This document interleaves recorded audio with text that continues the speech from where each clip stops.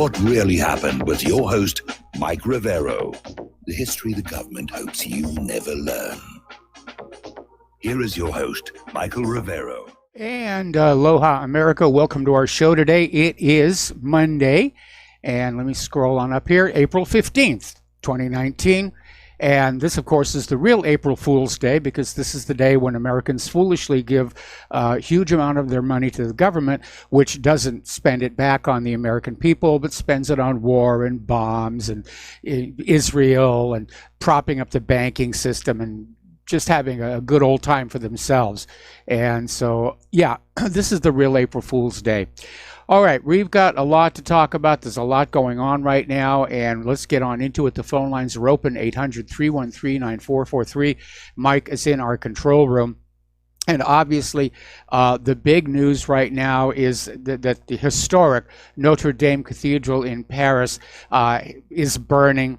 Looks like it's going to burn right down to the stone.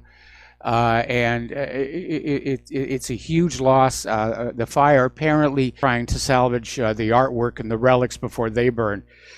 So it's, you know, it's an art history tragedy. It is an architectural tragedy. It is a historic tragedy. And I'm sure this just cuts right to the soul of the people of France. Notre Dame is one of the most visited sites in France. In fact, Claire's been there. And so this is really going to be a bad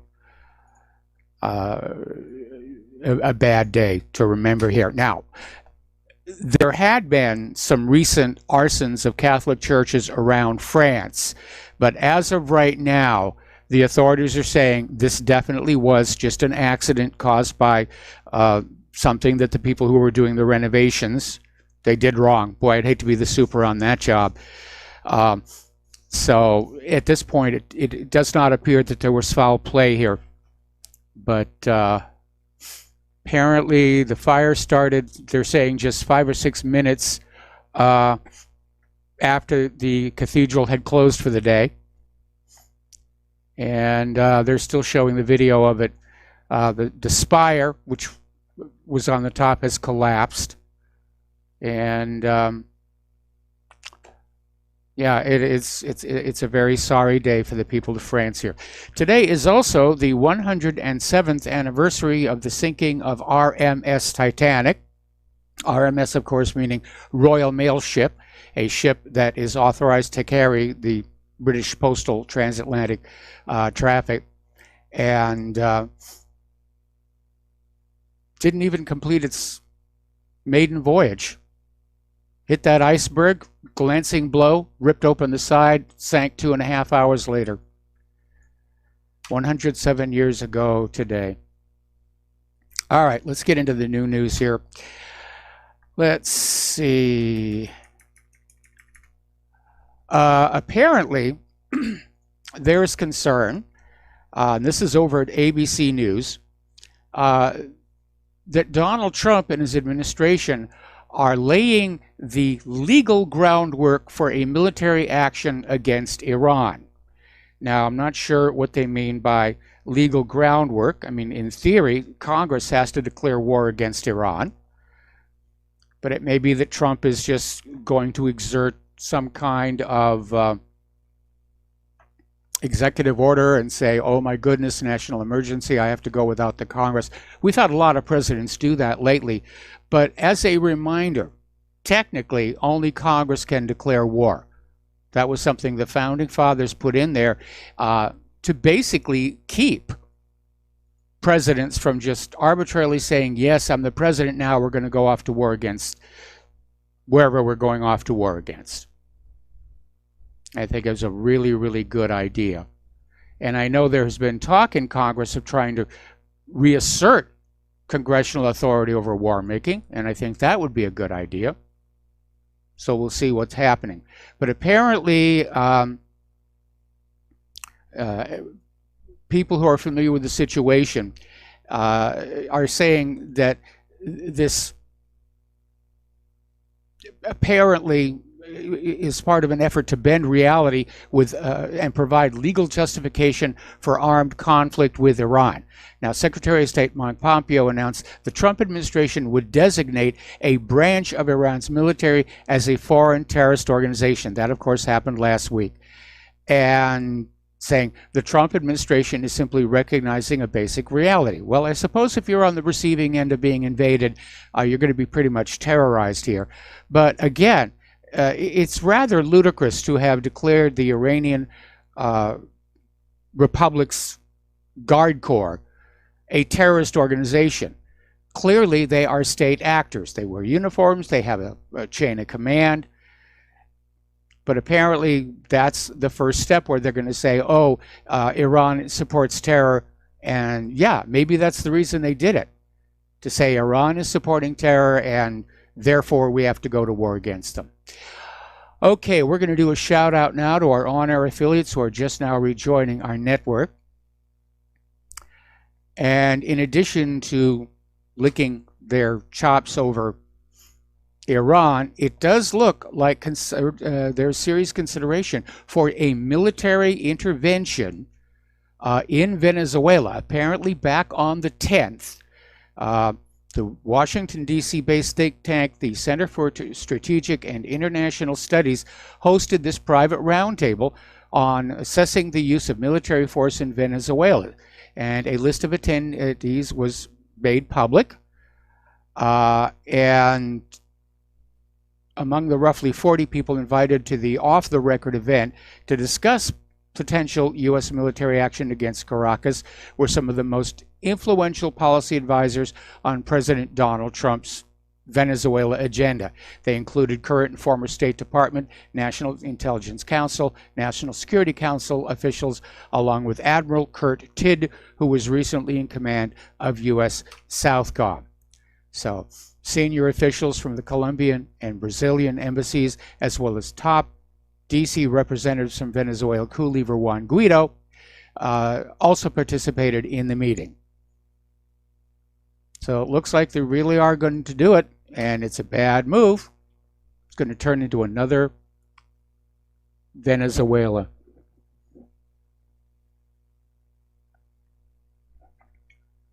Okay.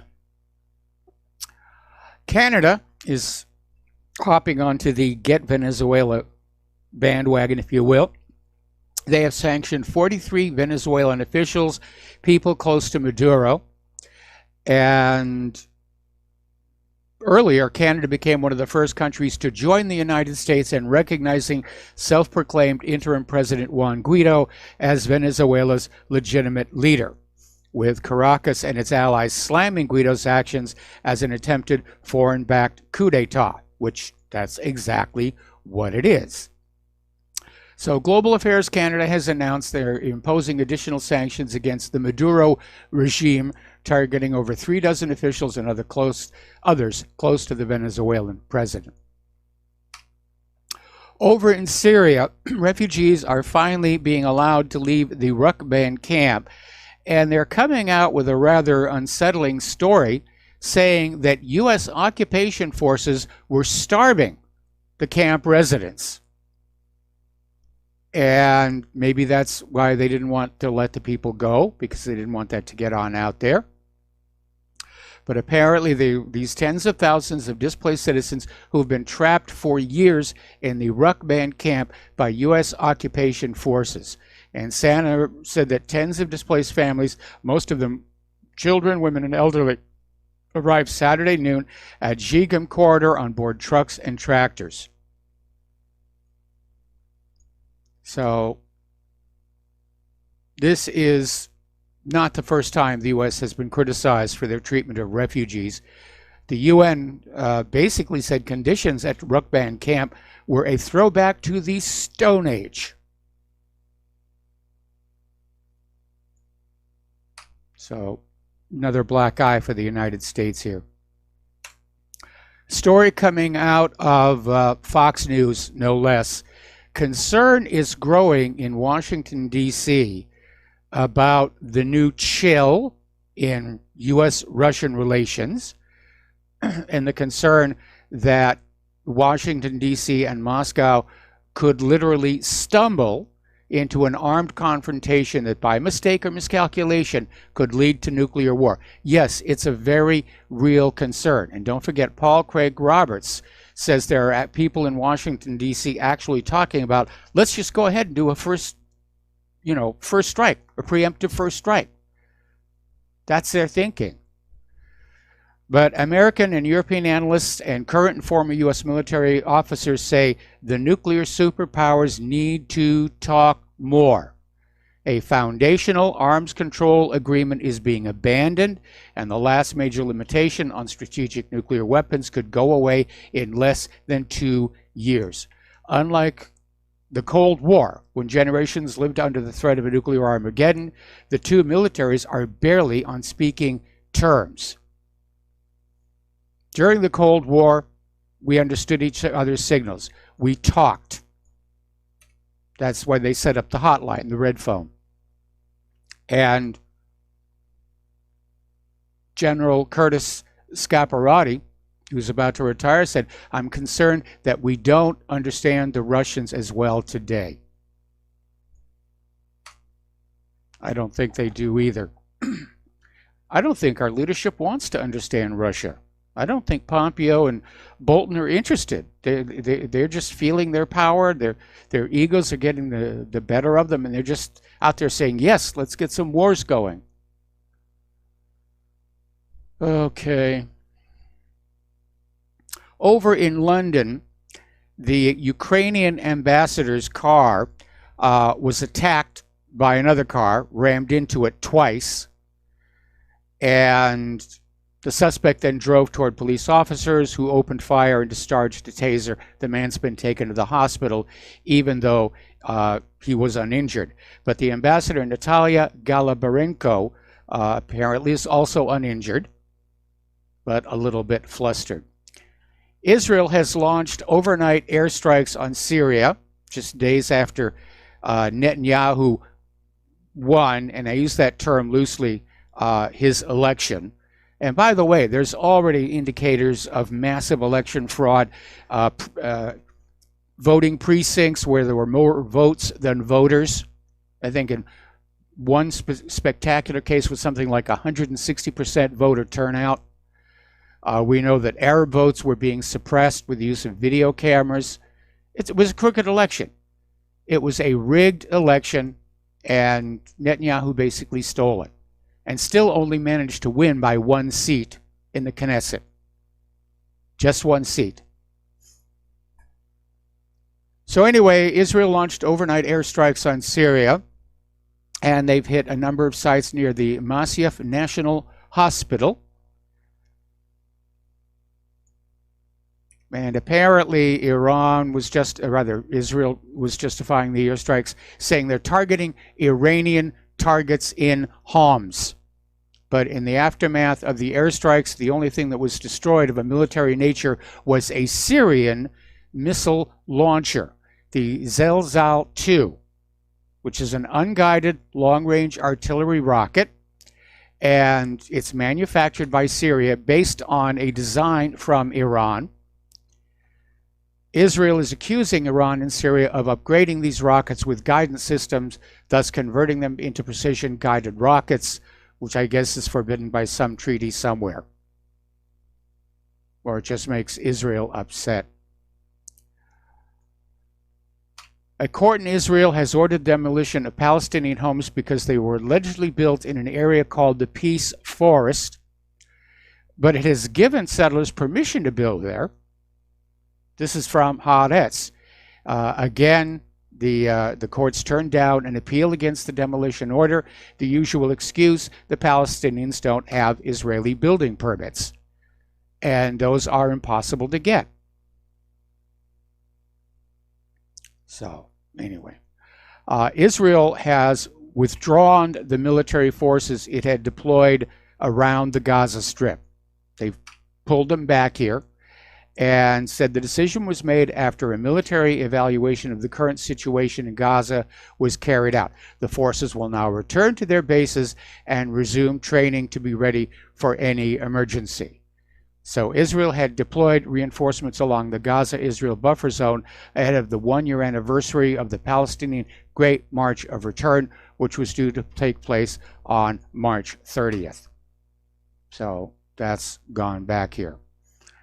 Mike Pompeo is out there saying that if Israel imposes their sovereignty over the West Bank, it won't harm the deal of the century, which basically tells us they were going to give it away anyway. So Pompeo is saying that Israeli Prime Minister Netanyahu's election pledge to annex the West Bank will not harm the deal of the century, and said that the U.S. peace plan will present a different model from the ones that have been used. Now, Trump's Middle East peace plan implies no sovereignty for the Palestinians. In other words, they're going to say, this is all Israel, get used to it. And that's why, of course, Netanyahu's annexation of the West Bank isn't going to harm the deal. This is entirely one-way deal. It's giving Israel everything that it wants and nothing for the Palestinians. They're not going to go along with this.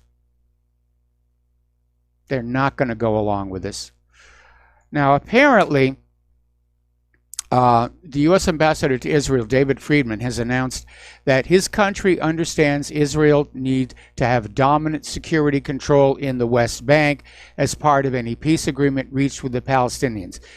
Basically, he's calling for this deal of the century to include a clear position: Israel will not withdraw from the West Bank to ensure that Hamas is not able to come on in and take political control. This is also consistent with recent Israeli statements about its protection of the Fatah-controlled Palestinian Authority, which would fall immediately into Hamas' hands if such protection was lifted. So basically, Israel's going to stay in the West Bank. They're not leaving, which is what the Palestinians wanted. There's no deal there. There's no deal there. It's just giving Israel carte blanche. Story coming out of Blacklisted News. Acting Defense Secretary Patrick Shanahan was at the Space Symposium in Colorado Springs and said, "We must confront reality. Weapons are currently deployed by our competitors that can attack our assets in space."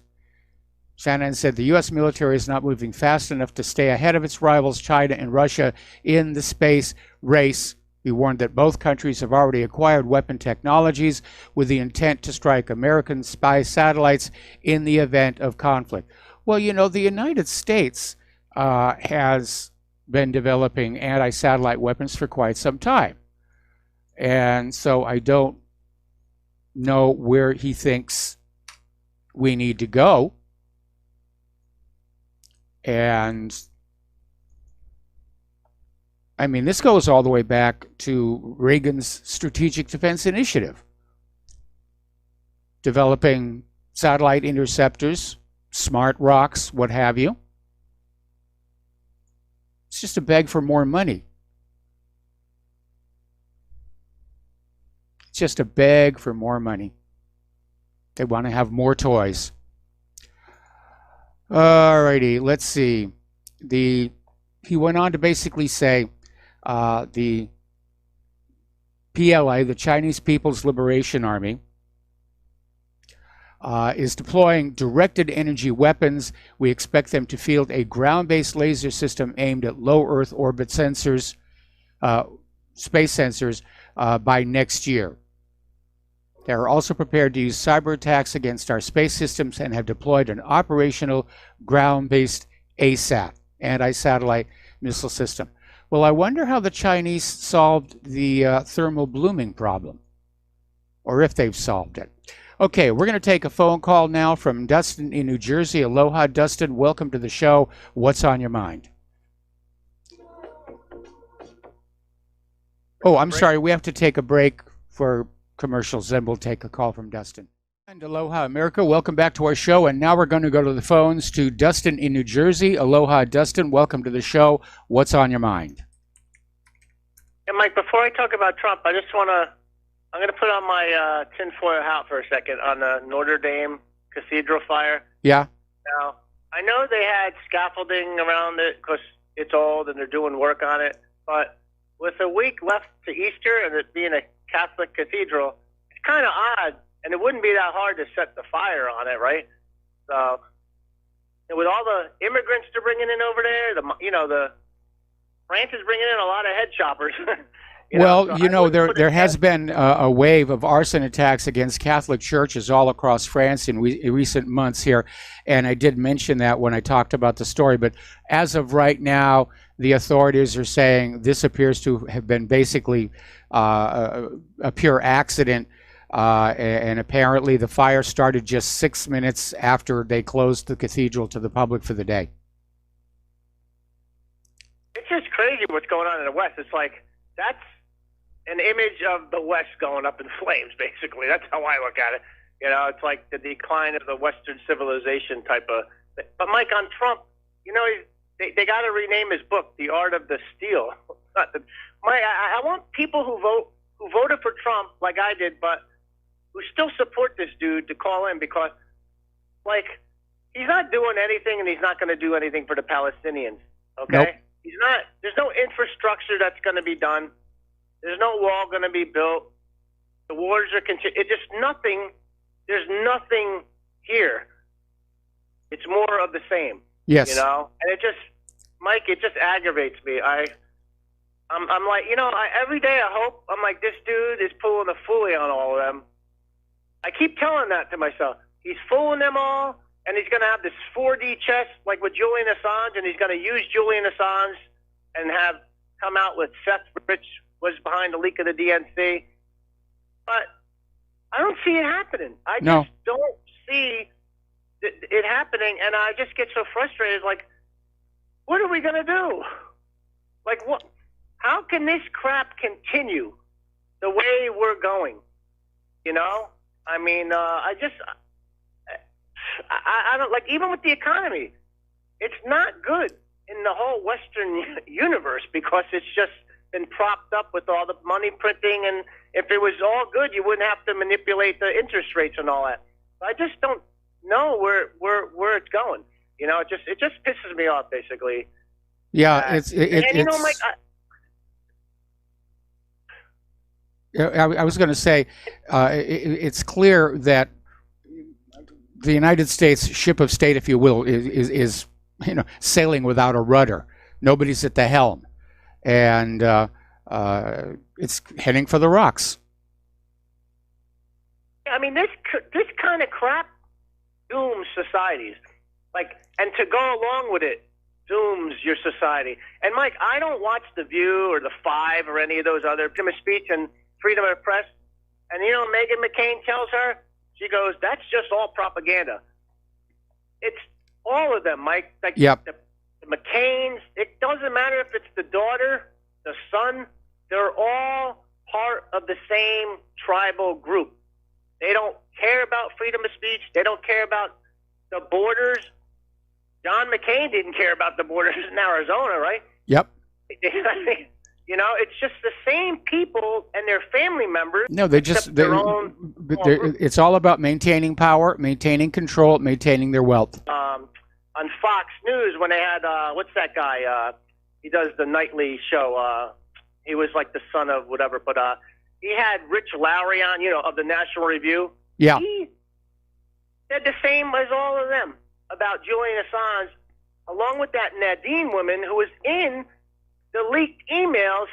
And I don't know if you saw that email. It says basically, we got to pay for our infrastructure. We got to pay for, kids' after-school programs. She basically was saying we should steal their oil. Like, that was in the emails. It was something Nadine. I forgot her first name.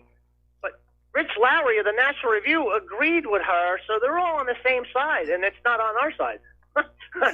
or the humanities side, basically, Yep. I mean, it's just, they want to, that's what they're doing. They're going around the world to loot and pillage for their own group. And they That's use that as exactly saying, oh, what we're it gonna is. take- I mean, it's been that way all along. I mean, it goes all the way back to the reason we went into Iraq was all about controlling the oil and controlling the currency the oil was marketed for. And they've Mike, gone. one last thing before I get off the phone. Sorry Well, about that. actually, I got to put you on hold. We got to take a break for commercials, and when we come on back, we'll finish with Dustin, and we've got another caller waiting on the line who wants to talk about Notre Dame. So stay tuned, and we'll be right back. And aloha, America. Welcome back to our show here, and we're finishing up with Dustin in New Jersey. Dustin, you said you had one more thing you wanted to share with us. Yeah, I just wanted on the Duran, because I think that's the second most informative site next to yours, Mike. The Duran. They had a thing about Sergei Lavrov saying basically there's a new world order coming, and it's replacing the liberal world order. And I thought that was fascinating for him to say that, which of course is Sergei Lavrov. We all know who he is. And I want everybody to just check that out and get a little more informed. And Mike, I want to say one more thing. If some of your listeners think being in the empire is so great, remember, you'll never benefit from being in the empire. They outsourced your jobs. They bailed out Wall Street and the banks. They sent you, your kids, and your wife the bill. So you'll never benefit, even though you live here. You'll never reap the benefits of them looting the world. All right, Mike, have a good show. All right, thanks an awful lot here, and let's switch over to Ed in Florida. Aloha, Ed. Welcome to the show. What's on your mind? Mike, I wish I could say a different topic, but to me, as a traditional Catholic, to see Notre Dame being burnt to the ground, watching it live on the internet, and it's probably one of the saddest days of my life to see such a historic church being burnt down. I agree. Speculation. Muslims, Notre Dame has been targeted several times in the past few years. And for those who may not believe that there is such a threat, I'd like to bring up Father Jacques Hamel, who was dragged from the altar in Paris and beheaded by two Muslims screaming Allah Akbar. So this is the future of Europe, and it's the future of America, I'm afraid. This whole multicultural, globalist, New World Order idea is not really working out very well. And we have George Soros to thank for that. But I mean, this is a tragedy in so many ways. And now they're saying that the fire they're not sure they can keep it confined just to the cathedral, that it may spread to the rest of the island. So it's a true disaster. It's an absolute disaster. I noticed that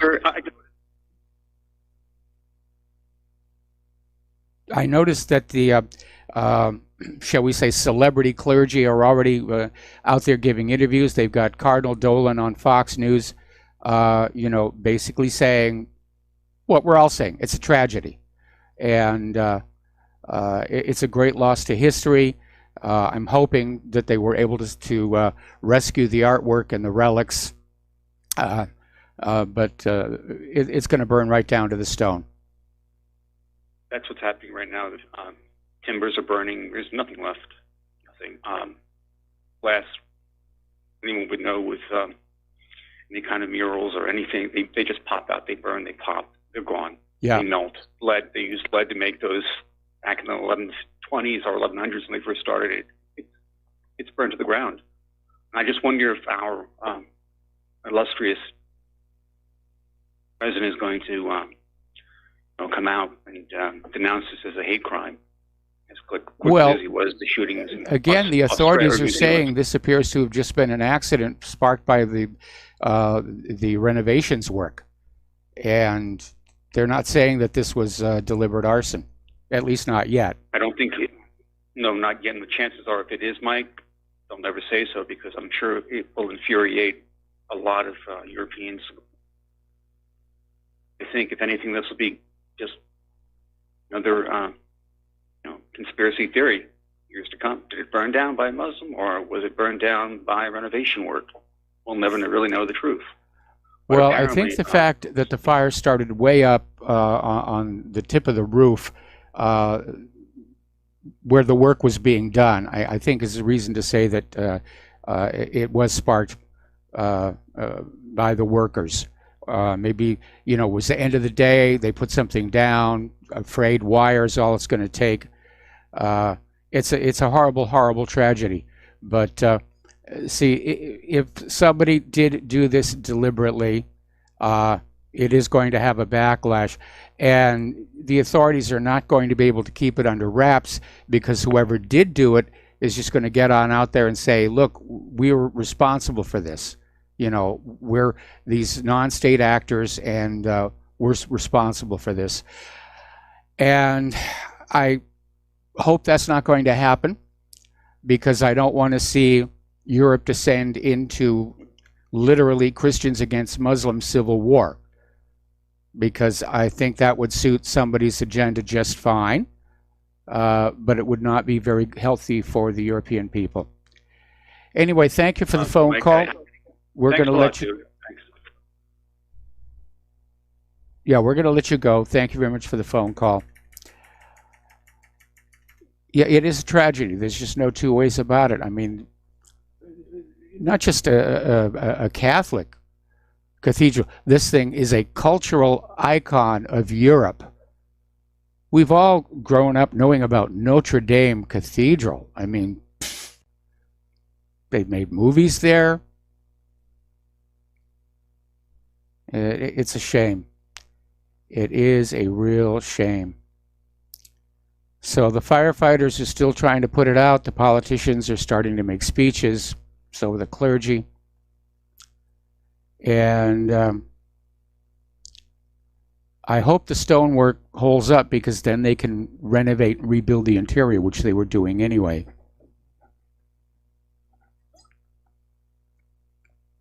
It's going to be a long time rebuilding that. Okay, let's get on back to the stories here.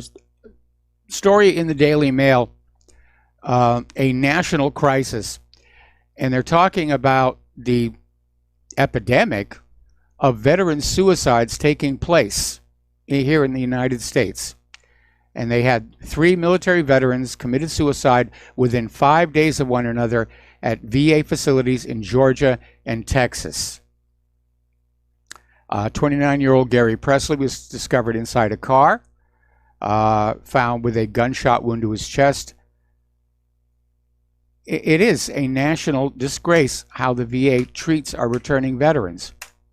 And by the way, those of you who are parents who've got kids who are actually considering enlisting in the military, you ought to take them on out to the VA and say, this is how you're going to get treated if you make it back with less than your full complement of bodily parts. Okay. We have other callers on the line. Mike in Brazil, aloha. Welcome to the show. What's on your mind? Hi, Mike. It's been a long time since I called because most of the people calling just made my point, so I saw no reason to call. But anyways, I don't know what's going on with that wall on the southern border. And secondly, I want to stress the importance of the Second Amendment. Most people I hear, they say it's about hunting. No, it's not about hunting, because back in those days, in the 1700s, 1800s, there was no such thing as a hunting rifle or a military rifle. They're all military rifles. And this is something they failed to grasp, because what's a military rifle? It's a rifle used in times of war, right? So in those days, they had these rifles, flintstock, whatever they had in those days. So anytime I hear these people talking about, yeah, but in those days, they had rifles, flintstock, right? We're keeping pace with technology. So whatever was designed in those days to be a rifle was a military rifle. There was no such thing as a hunting civilian rifle. And another thing is, I'd like to know what is going on with this wall at the southern border. It's like Donald Trump completely forgot about it. And another thing I was going to tell you about. I just had a recent case talking about vaccines. Okay, I'm jumping from one subject to the other. But I want you to keep this in mind. A a good friend of mine. I lived in Argentina for 5 years, and Yes. I made friends there. And this girl, a good friend of mine, she called me and she told me that her husband committed suicide. And I said, the guy was only 34 years old. How can that be? And she said, yeah, well, he was depressed. And, I said, what kind of medication was he on? And you know what she said? Paxil. The guy was on Paxil. And I told her 3 years ago when she first told me that the guy was on Paxil, I told her, please take him off the drug. It's a dangerous medication. Yep. You cannot have this guy. And she ignored my advice. The guy's dead today. He died a couple of weeks ago. I think it was March 27th, if I remember correctly. So anyway, so I have these issues with the vaccines, antidepressants, then the guns, and then the border. I don't know what to make of this guy, Donald Trump. I mean, I believe in the guy. I voted for him, absentee ballots, right? Because I live in Brazil. So, I don't know what to make of this. The guy promised us the moon off the sky, and he doesn't seem to be concerned one bit about this. And what's your opinion on this? What is this guy up to? Really, Mike? Go ahead. Well, I'm starting to think that Tucker Carlson's got the right idea that, Trump's going to go through the motions of running again in 2020, but he's really not that interested in winning re-election. He's been the president. His ego is satisfied, and that's it. Now he wants to go on and do something else. You think Donald Trump is not running for re-election? You're saying? Oh, he's got a campaign. He's running for re-election, but if you look at the way he's abandoned his base, it's very obvious that his heart is just not in it. Oh my God! I remember, Mike. I was so excited when I was watching his rallies. I was watching all these people, thousands of people filling up arenas. I mean, football arenas and full of people voting for the guy. And then all of a sudden, the guy turns his back on all of us. Yep. He turns his back on you, independent media. He turns his back on me, the guy who voted for him, and I'm sure thousands, hundreds of thousands of other people who voted for him. And the guy is like, I don't know. I don't even know what to believe anymore. I'm so confused because I believed in this guy. What was this guy saying? I believed in him. I mean, unlike the former presidents, right? When I heard Donald Trump talking about to the multitudes of people in the arenas, I said, oh my God, this is the Messiah. This is the guy who's going to bring law and order into this country. And the guy turns out to be a flake. I don't know how else to describe this, Mike. Yep. I mean, I'm so disappointed. I'm depressed. I am really, well, I'm not going to take any antidepressants. Like you, I hate antidepressants. And not only that, but the recent story from my ex-friend in Argentina, I know what antidepressants can do, so I don't want to end up hanging myself, on some tree branch here. But I tell you, I don't know what to make of this. Is this guy for real, or is he playing a game, or I don't know. I like Layla from Ontario. She's a very knowledgeable lady, and I'm surprised she doesn't call me more often. And well, she's working on a project now. I don't know what. I'm sorry? She said she's going to be working on a project, and when the project's over, she'll start calling back in again. Oh, okay. So that explains her absence. All right. But I tell you something. Anybody, one last parting thought here. Anybody who says that the Second Amendment was for, 200 years ago, I got to remind them that at that time, in the 1700s, there was no such thing as a hunting rifle, as a military rifle. They're all the same, okay? So if you hear any Marxist telling you that Yeah, well, those were flintstock rifles. Yeah, but they were military rifles, which means that the Second Amendment protects our right. I think that was Marbury versus Madison. If I'm maybe I'm wrong on this one, but there was a Supreme Court decision that said that the Constitution reserves the right to the people, to keep and bear arms equal, if not superior, to the military. Okay, because in those days, all they had was military rifles. There was no such thing as hunting rifles. There have actually been a number of Supreme Court decisions, and I'm forgetting which one. I think it was United States versus Miller was one of them. Yeah, right. You're right. It was United States versus Miller. You're right. Yeah, I got it wrong here. Marbury versus Madison was about something else. Right. Marbury versus Madison is the one that said if a law is repugnant to the Constitution, it's automatically null and void. Okay, so it applies in this case. Okay, because it is repugnant to the Constitution. Because people do have a right. I'm like you. I believe there are certain people who are not allowed to have weapons, like mentally ill people, schizophrenia and all that stuff that they see things that don't exist. And I'm just like you. I'm for some kind of weeding out people who may put a gun to bad use, like murdering people.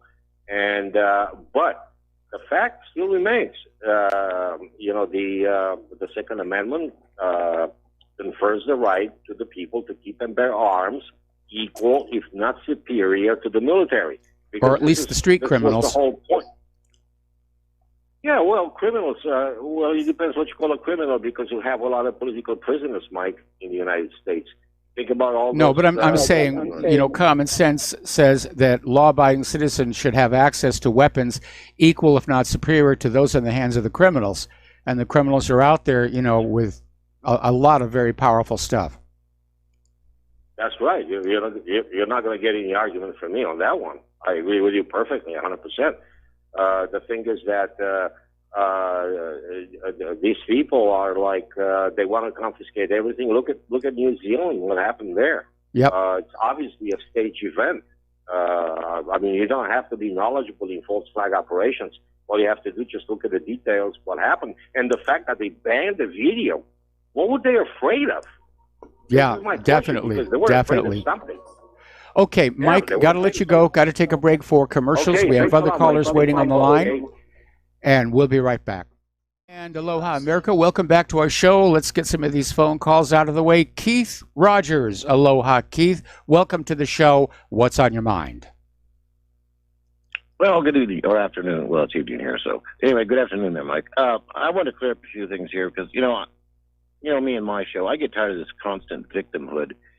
Noam Chomsky has a great video on the United States policy on Latin America, and I sent you an email earlier, kind of in a joking way, but it was called I Grew Up in Las Vegas Too, But it's how the mob works. They go in these countries here, and they break a few legs and stuff, and of course these are supposed to be examples for other countries to say, hey, if you don't pay attention, we're breaking your legs too, But this is how this corporation that we have works today.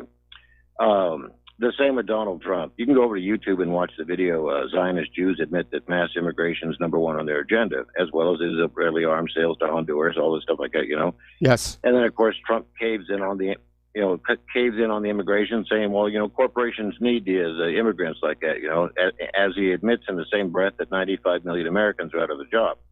Then, as far as this cathedral type thing over there, whether or not it was terrorism or not, I would invite your listeners to go over there and just Google the images of Raqqa, Syria, and compare that with World War II's Hamburg, Berlin, Cologne, or whatever like that. This is a systematic destruction of entire cities, mosques, everything like that.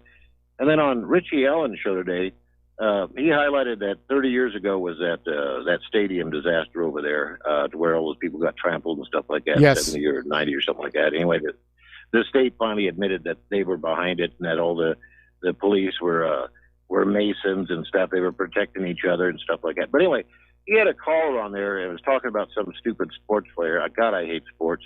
His name was Israel, something like that. But he'd made some homophobic remark like that, and they want him ousted from this game like that. And again, we're back to this victimhood. Where if gays want their rights and stuff, I have no problem with that whatsoever there. But if gays want to join the military and go kill people like that, they're subtracting the rights of other people. It's constant victimhood that everyone has always got to be the victim. And now, like with this black reparations and stuff like that, why should I pay? You know, the old saying is, if you don't break it, don't fix it. You know, well, I didn't break anything. It was born before I was even around like that, you know. But everyone wants to be a victim. They want paid for something. They want emotional support. Like if this Notre Dame burns down, stuff like that. Well, you know, biblically, for the spiritual person like that, stop storing up things for yourself on earth. You know, your treasures in heaven. You know, but everyone wants to be a victim. You know, what about being a victim of U.S. terrorism, all based on lies?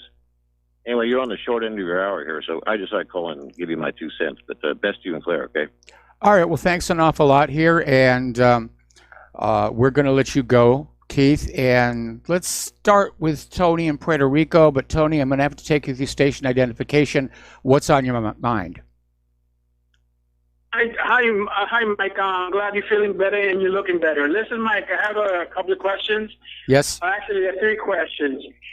Do you think that the Barbary Wars, the Louisiana Purchase, were unconstitutional? And do you think that Thomas Jefferson, besides the Sally Hemings incident, was the greatest president we ever had?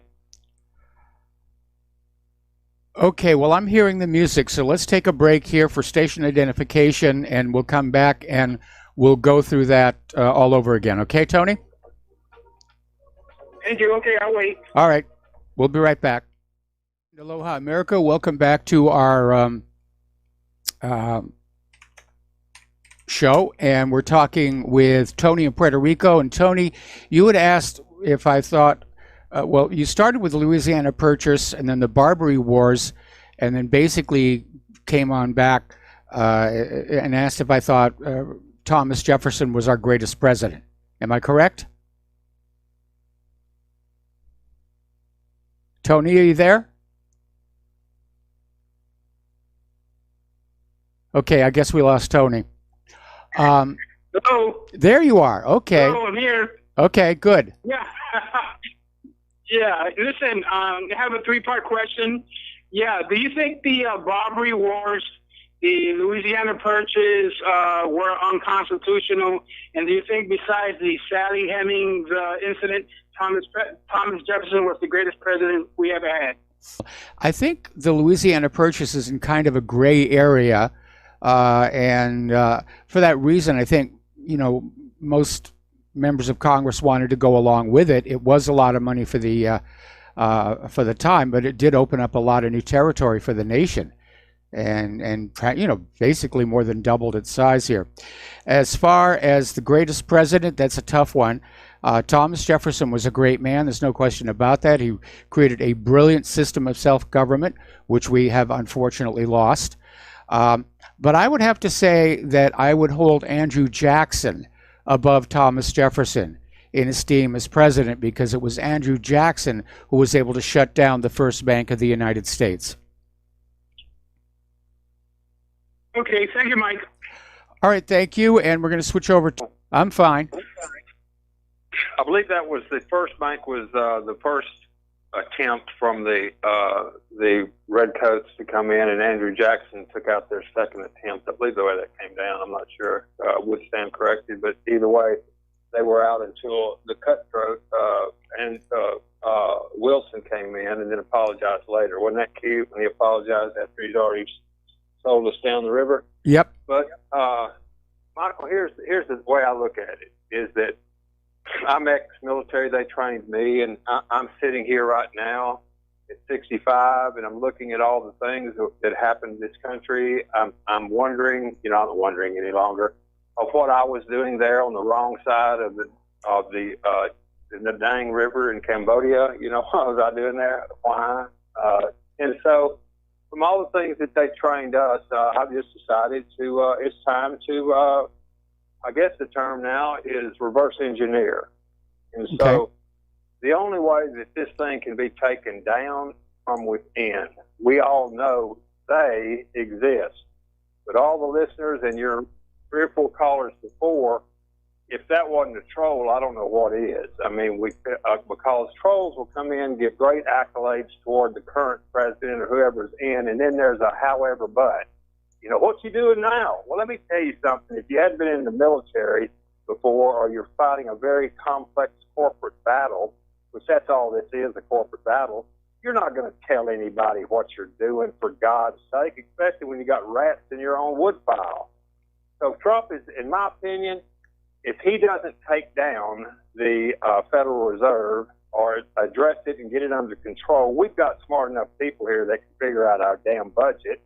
We don't need people sitting on a board that we never know who they are, what their agenda is. We don't know. We don't know if they're loaning us hard currency or just digits. It's just digits. There's no reason to look into that any further. There is no gold, per se, after de Gaulle came over and confronted Nixon with it. That's been upscum. The only way that this current control system can stay afloat is for full spectrum dominance. And if anybody can stop that full spectrum dominance from happening, they will collapse because they're standing on no foundation. The only way to win is to get the people like are sitting here on this call today, getting educated to high heaven, but doing nothing. Oh, they're getting educated. Oh, they're getting all pissed off and mad, and you're going to let them do something. But they're going to wait till the next show because it's supposed to be real interesting. What people need to do, and what we're going to do, is we're going to start a campaign called the Army of Eyes and Ears. And this Army of Eyes and Ears, they can go out and they can tell us, well, you know, today I went out and it was looks like that they were playing checkers up there. You know, what's going on in your neck of the woods? When you call into the Rabbit Hole Herald and give, like people are calling in now, and someone blurts out something of great value, like there's been several callers here and yourself as well, we are going to show a token of appreciation, and we're going to pay people. We're going to pay people hard cash to go out and be researchers and get educated. We're going to teach the Constitution and pay people to listen, and they take a little deal, write a little essay later. They've been exposed. Once a person who has been honestly mistaken all of their life learns the truth, they either cease to be mistaken or they cease to be honest. And so they'll be faced with that for the rest of their life. They know the truth. It's just they've turned on because it's more convenient to them. Hell, everybody wants to go to heaven, but just not right now. Everybody wants to get rid of austerity programs next Tuesday, but wait, because Monday I get mine. You know, that kind of deal. Yeah. So we're all going to have to step up here. It's not going to get fixed by itself. We can't turn our head against it. But if we grow within, if people start monetizing their own essence, that's what they're after. They're not after anything else except every single smidget of value that they have. They will tax. And so that can be broken. If people from within become, I hate to say this, wealthy, oh my God, that's all I wanted. I can show this whole crew, right, how we can do that internally by reversing a fractional reserve banking system where the value goes back to us instead of the money supply. I can do that. I'm going to start that campaign. Just happened to find this station here, this main station deal that you've got. I've been listening to several others out there. And finding people that's going to teach this curriculum. And I've found some on this Republic Broadcast Network that I'm going to use in our curriculum. I'm proud of you. I tip my hat to you. Keep up the good work. This is Randy in the oldest state in Texas. I'm going to make this happen. It's going to happen. They're not going to take my state, by God. And we're going to go eclectic, and we're going to learn, and we're going to go and spread. They're not going to bring people out of California when they're running them off because the taxes are high and bring them into this state right here and think they're going to flip us. They flipped out if they think that's going to happen. This cowboy right here will not allow that. God bless you and the horse you rode in on. I'm out to fix this country. All right. Well, thank you very much for the phone call. Thank you very much for the kind words, and I wish you luck with your project. And let's switch over to Art Off the Grid. Aloha, Art. Welcome to the show. What's on your mind? Hey, Mike. I kind of like to get to the illegals in sanctuary cities after my quick comment here on the Second Amendment. You know, I can see, the earlier caller, he was right when talking about, the people have the right to possess weaponry, equal to that of any government or any other group, even if it's criminals, who could possibly threaten their liberties. But, I've always believed that, I can see, for me, that there is acceptable exceptions in nearly any situation. For example, you can get a felony for a simple pot possession. Okay? But Yes. yet now, boom, because you had pot, now you can never own a gun? Seriously? How does that even equate to anything relatively equal to the punishment must fit the crime? It doesn't. I can see if, like, an armed robbery or a midnight burglary where a gun was used or something where they used a gun in commission of the crime. That I get, oh, yeah, absolutely. That man should never, ever, or woman should never, ever be allowed legally to possess another firearm. Period. End of discussion. But the guy who, even if he got into a fight or whatever the case may be, if somebody got hurt, that's and he got a felony for battery or whatever, the guy didn't use a weapon. He used his fist. I've seen people literally take you behind the woodshed, not you per se, but I've seen people literally take men down, beat the snot out of them. They're wearing a pistol on their hip and they never draw the weapon, ever. Why? They don't need to go there. So, there should not be this once, that's it, done, over, end of discussion. No, that's wrong. Absolutely wrong. And if you do get a felony where, say, it was assault or something like that, you keep your nose clean for 10 years, boom, that's it. Dude, go get your shotgun, go get your rifle, whatever. You showed that you've changed. But no, they don't make that exception. They just want to automatically, boom, that's it. No more. Well, they're looking to just take guns away from us all, and they're doing it incrementally. And of course, banning firearm possession from previous criminals is certainly one way that they can do that. And I'm in agreement with making sure that people with a history of violent crime or violent use of firearms should not be allowed to regain possession of firearms. As far as the other example you said about the pot connection, I'm in agreement with you. Having a little weed should not be a reason to lose your right to keep and bear arms. So it is unfortunately a complicated issue. But in the long run, what the government really wants is to find an excuse to disarm us all, because they're afraid of us now. They're afraid that we have woken up to what's been going on. We know what our recent history has really been all about. There are a lot of people who are out there talking about, doing something about the government. I don't agree with that, but the talk is definitely out there. And so the government is feeling like they need to find a way to disarm us all. They tried tricking us out of the firearms. That didn't really work all that well. That didn't work. And they have every right. Look at everything they've done, and like you say, the people are starting to get this figured out, so they have every right to be very, very afraid. Now, with this thing about illegal immigrants, when I first heard Trump was talking about sending these illegals to sanctuary cities, Mike, I got all kind of stupid giddy, because I'm thinking, I've heard people talk about, why would you want to send all these illegals to these sanctuary cities and make the sanctuary cities stronger? Well, here's how this works. You take, and boy, I wish I had Donald Trump here, because I think this is a wonderful idea. You take all of these immigrants that they're rounding up at the border. Okay, you're going to cut them loose. Don't take them downtown, whatever city, Texas, whatever.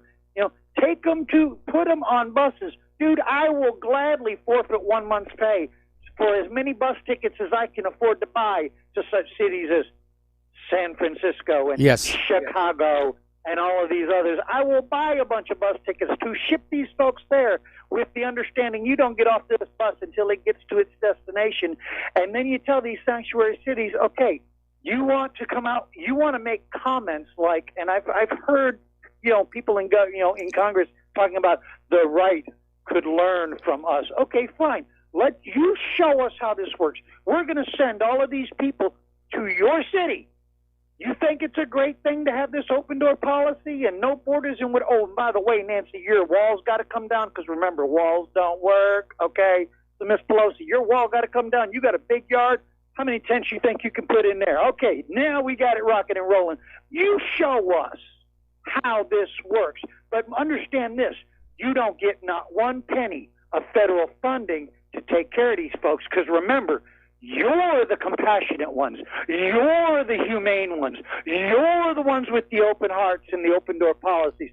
So your finances is what's going to support these folks. And when this is over, you come let us know how well this worked out for you. Yep. No, I mean, we're starting to see people already change their tune and say, you know, Sanctuary City was a symbol, and you know, we think other cities, counties, and states should do it. But now that Trump is talking about just shipping all of these tens of thousands of illegal immigrants to the sanctuary cities, they're in a panic because they know it isn't really working out. It doesn't make their cities stronger. It makes their cities worse. And we're going to be talking about that a little bit further in the show. Yeah, and keep this in mind too. We can send all of these immigrants, and I don't care if we send another 50,000 to San Francisco. I don't give a rat's patootie. Let's dump 50,000 illegals right into the heart of San Francisco, right down there at the bus station like they did in a couple cities there in Texas. And we don't have to worry about making them stronger, because remember, come election time, they only get so many electoral votes, okay? So it's not going to sway the ballot any, because they're already going to go blue. We know that. Yep. Not going to change the ballot box, folks. Not unless they really pull a major hack job, and I guarantee you the Russians won't be the ones behind it. Hey, anyway, thanks, Mike. We'll talk to you again another time. All right, thanks an awful lot, Art. We're going to let you go. Okay, the phone lines are now open. We're going to do a shout out to our on-air affiliates who are rejoining our network. So let's talk about Julian Assange. Apparently, over this last weekend, there were several demonstrations in support of him, calling for his release, calling for amnesty. And of course, Trump could pardon him. Trump could just write him a pardon right now. So we'll see what happens with that one. Now, here is the interesting part. Assange has been charged with conspiracy for something that happened back in 2010. The statute of limitations for conspiracy is 5 years and has already expired. So they're calling Assange a terrorist or in support of terrorism because that gets them to bend the rules on the statute of limitations. Of course, Assange has never done anything related to terrorism, but they're putting it on there because that's the only way they could hold him. Right now, for all the crimes that Assange can potentially be charged with, the statute of limitations has expired. The only real trouble he's in right now is jumping that bail hearing. Now, the president of Ecuador is basically dealing with a lot of negative PR coming out from why he basically kicked Assange out of the embassy. And so he's trying to basically explain it away by saying that Assange was using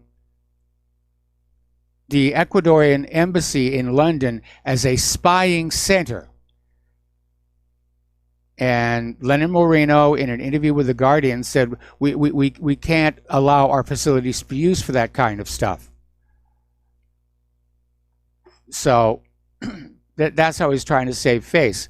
Now, my understanding was that Assange was pretty much cut off from the rest of the world, let alone the ability to spy on people. But that's his excuse. That's what President Moreno's excuse is. And he's apparently sticking with it. Now, Rand Paul, in a recent interview, said that Julian Assange should be let off the hook for releasing stolen material through his WikiLeaks website if he agrees to testify in person before lawmakers investigating his publication of Democratic Party documents. And Senator Rand Paul said, I think he should be given immunity from prosecution in exchange for coming to the United States and testifying. if Julian Assange comes on out and says, yeah, Seth Rich was the source of that material. Now, Donald Trump is trying to wiggle his way out of the mess he's created by basically ignoring WikiLeaks or saying that he wasn't interested, didn't follow them. Complete reversal of his attitude toward WikiLeaks back in 2016. And so basically now the White House is saying that Trump's I love WikiLeaks comments were clearly meant to be a joke. And frankly, I think they're just making things worse. They ought to just drop this right now. Okay, there's the music. It's time for us to take another commercial break, and we will be right back. And aloha, America. Welcome back to our show here. And apparently over at YouTube, where they're running the video of the Notre Dame fire, their artificially intelligent flagging system has labeled the video as a 9/11 conspiracy video. Okay, let's go to the phones here. Ray in Indiana. Aloha, Ray. Welcome to the show. What's on your mind? Hey, thanks for taking my call. It's the first time I'm a podcast listener, and it's the first chance I had to get in and talk. Mainly about Layla and what she was saying about Thomas Jefferson and his line about all men created equal. He was not saying all men are equal. That was their way of being nice and saying we were a secular nation, that there was no divine birth. Yes. What my interpretation. And he never once said all men are created. He said that all men are equal. He was saying that they were all created equally, and that there was no such thing as a divine birth as a king or anything else. So basically, he's saying we were a secular nation, and that was an easier, nicer way to say that. And then one other thing about the founding fathers, and you brought it up before, where they used the line "pursuit of happiness" and took out personal property. And so my research has shown that that all had to do with slavery, because the South was counting. And what was really strange, they didn't use the word slavery. They used the term Negro servant. And the Negro servant was considered property to them. And so the founding fathers could not agree on if a slave was property or not. And so that's why they took out that personal property out of the line, life, liberty, and personal property. It went with pursuit of happiness. That's my interpretation, my research of reading the founding fathers. And along those lines, and then I forget which one of the Federalist papers, they were actually talking about limiting congressional representatives to a certain number citizens that they instead. And so if they had adopted that, then the Electoral College would have made more sense. Right now, the Electoral College doesn't make any sense because you got 500 and some odd voters deciding 300 million people. And I don't think the founding fathers ever envisioned 535 electoral votes determining the outcome for 300 million people. So and my suggestion for a blueprint for a future that you use that term several times is limit the number of citizens that a single representative represents. Because right now they're up to almost 700,000 people in a congressional district. How do they honestly think that they could actually represent 700,000 people with one person? And I think that's where we made our big mistakes, with letting Congress limit it to the 400 some odd representatives and never changing that number. We need to limit it. We need to limit it to the amount of people that they represent. Those are just a couple things that I've been wanting to say for months, and this is the first chance I had to get through. So I do appreciate your time and let me voice my opinion on that. But Layla is a smart caller, but I think she's way off base on that Thomas Jefferson never once said that all men were equal. He said we were all created equal. That's true. There's a big difference. Okay. Well, I appreciate your time, and you have a great show, and I enjoy. Thank you so much for the podcast. I download those every day, and I listen to them. Usually when I'm doing my workout on the treadmill, and and I will try to get some money your way, but I'm one of those working poor, but your show, I'm an informed voter because of your show, and I do appreciate that. Well, thank you very much, and thank you for the call, and thank you for the help in keeping us on the air. Okay, we're going to start with Jim in upstate New York, but Jim, I'm probably going to have to go to commercial break and take you on through to the other side. What's on your mind? Yes, sir. I think symbolically, you're not really covering the Notre Dame incident here. You know, it's I don't know if you ever been. You ever been to Notre Dame? I haven't, but Claire has. Right. Oh yeah. To tell you, the Twin Towers. The two towers when you come into Notre Dame. It is a Gothic structure. Yes. It's not a timber structure. It has no wood structure within it. I know there was people doing work on it, and you know, the consensus is that the scaffolding fell within it, but still, it cannot burn up the way it did. So I just I love your commentary. You got the yellow vest controversy going on over there, but this is a big, huge thing. It just happened, historic.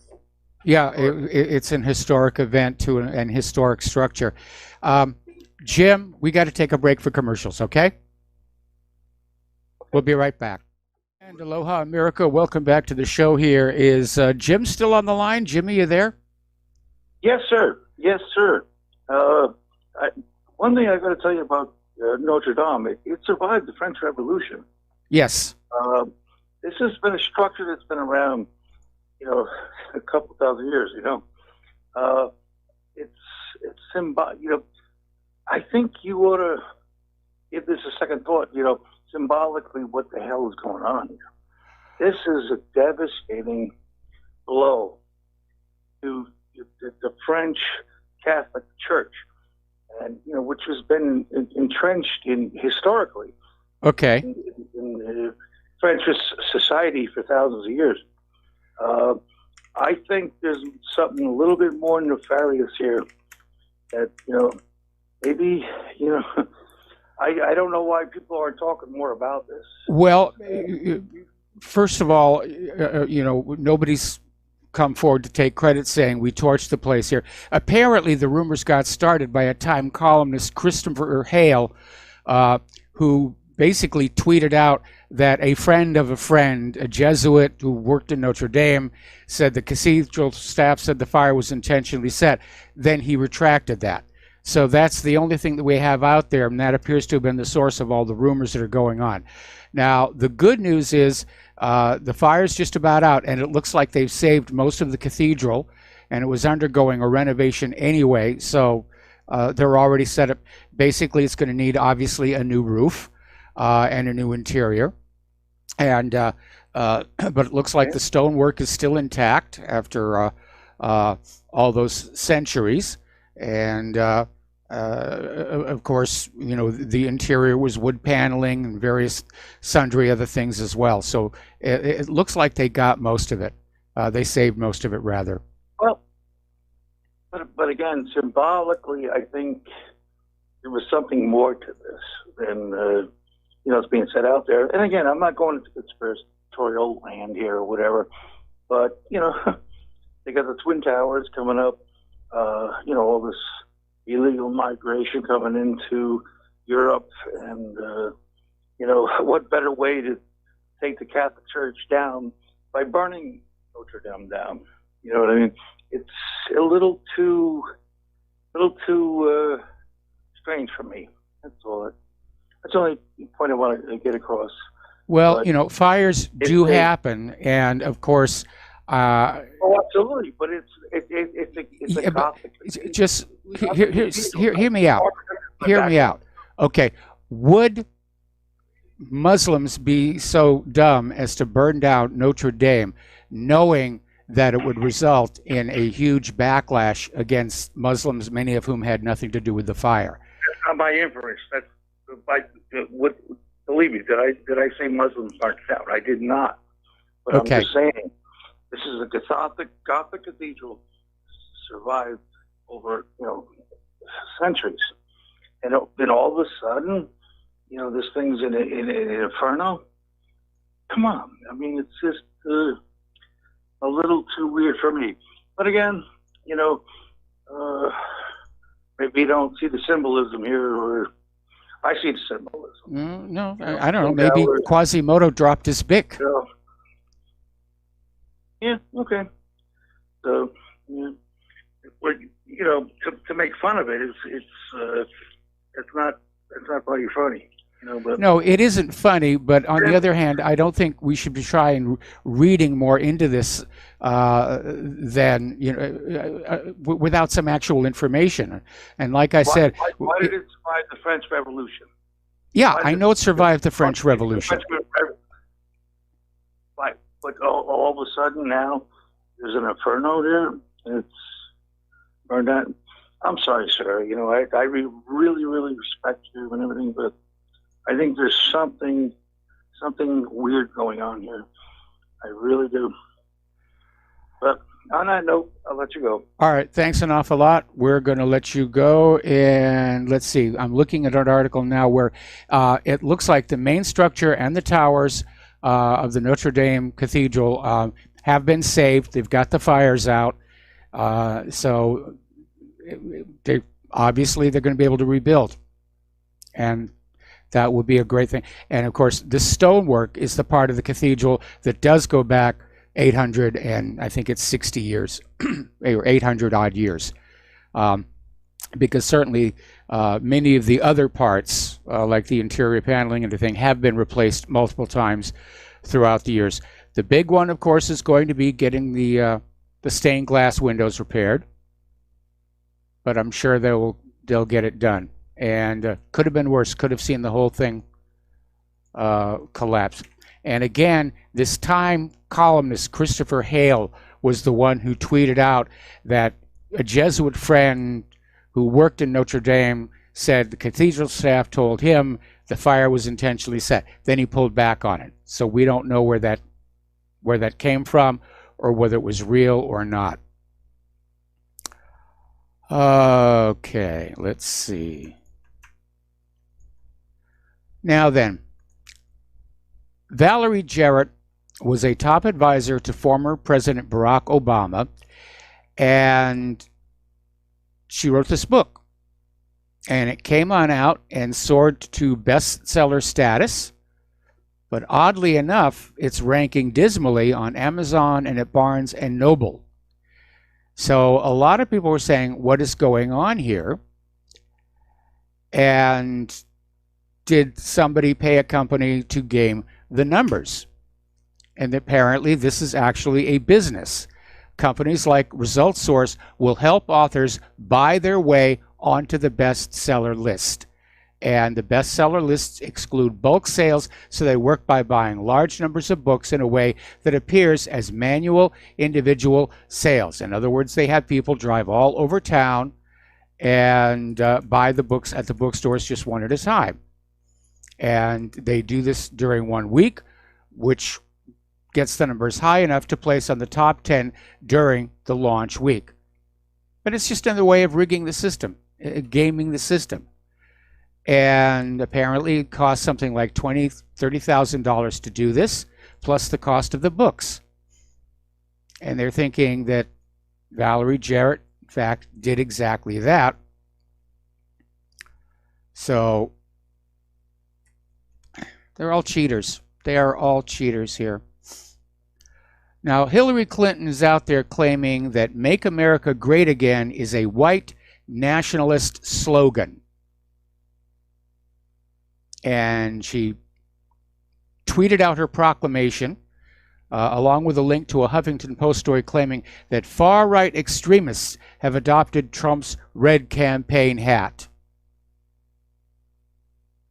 So apparently Hillary thinks that people who love this country and want it to be great again, we're now extremists.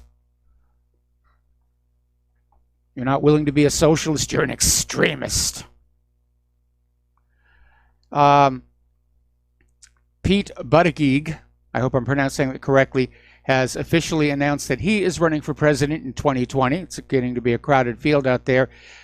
He is the first openly gay candidate to seek the White House. And he launched his campaign bid yesterday with a criticism of Trump's vision for the future of America, saying that he is here to tell a different story.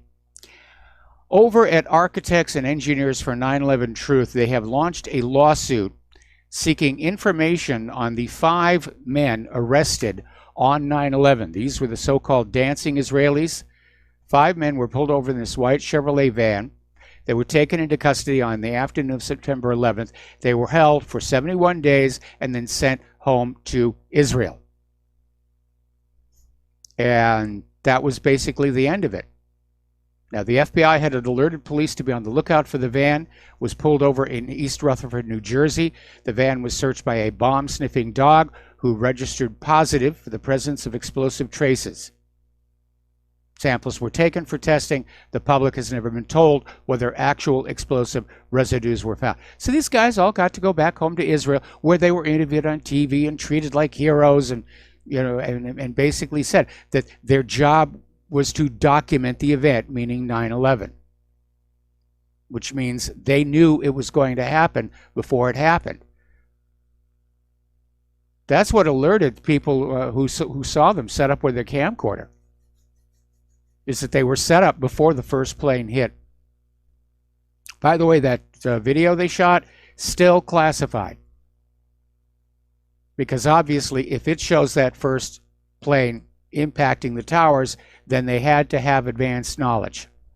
And that's something the government doesn't want you thinking about. So good luck, Architects and Engineers for 9/11 Truth. I hope you win the lawsuit here. All right, let's talk about the economic news here. Things are not doing very well, and I'm not just saying that because it's tax day. But everybody's piling up debt. And it's not just individuals, it's not just the government. Even corporations, they're piling up more and more debt. They can't get out of it. The cash flow just isn't there.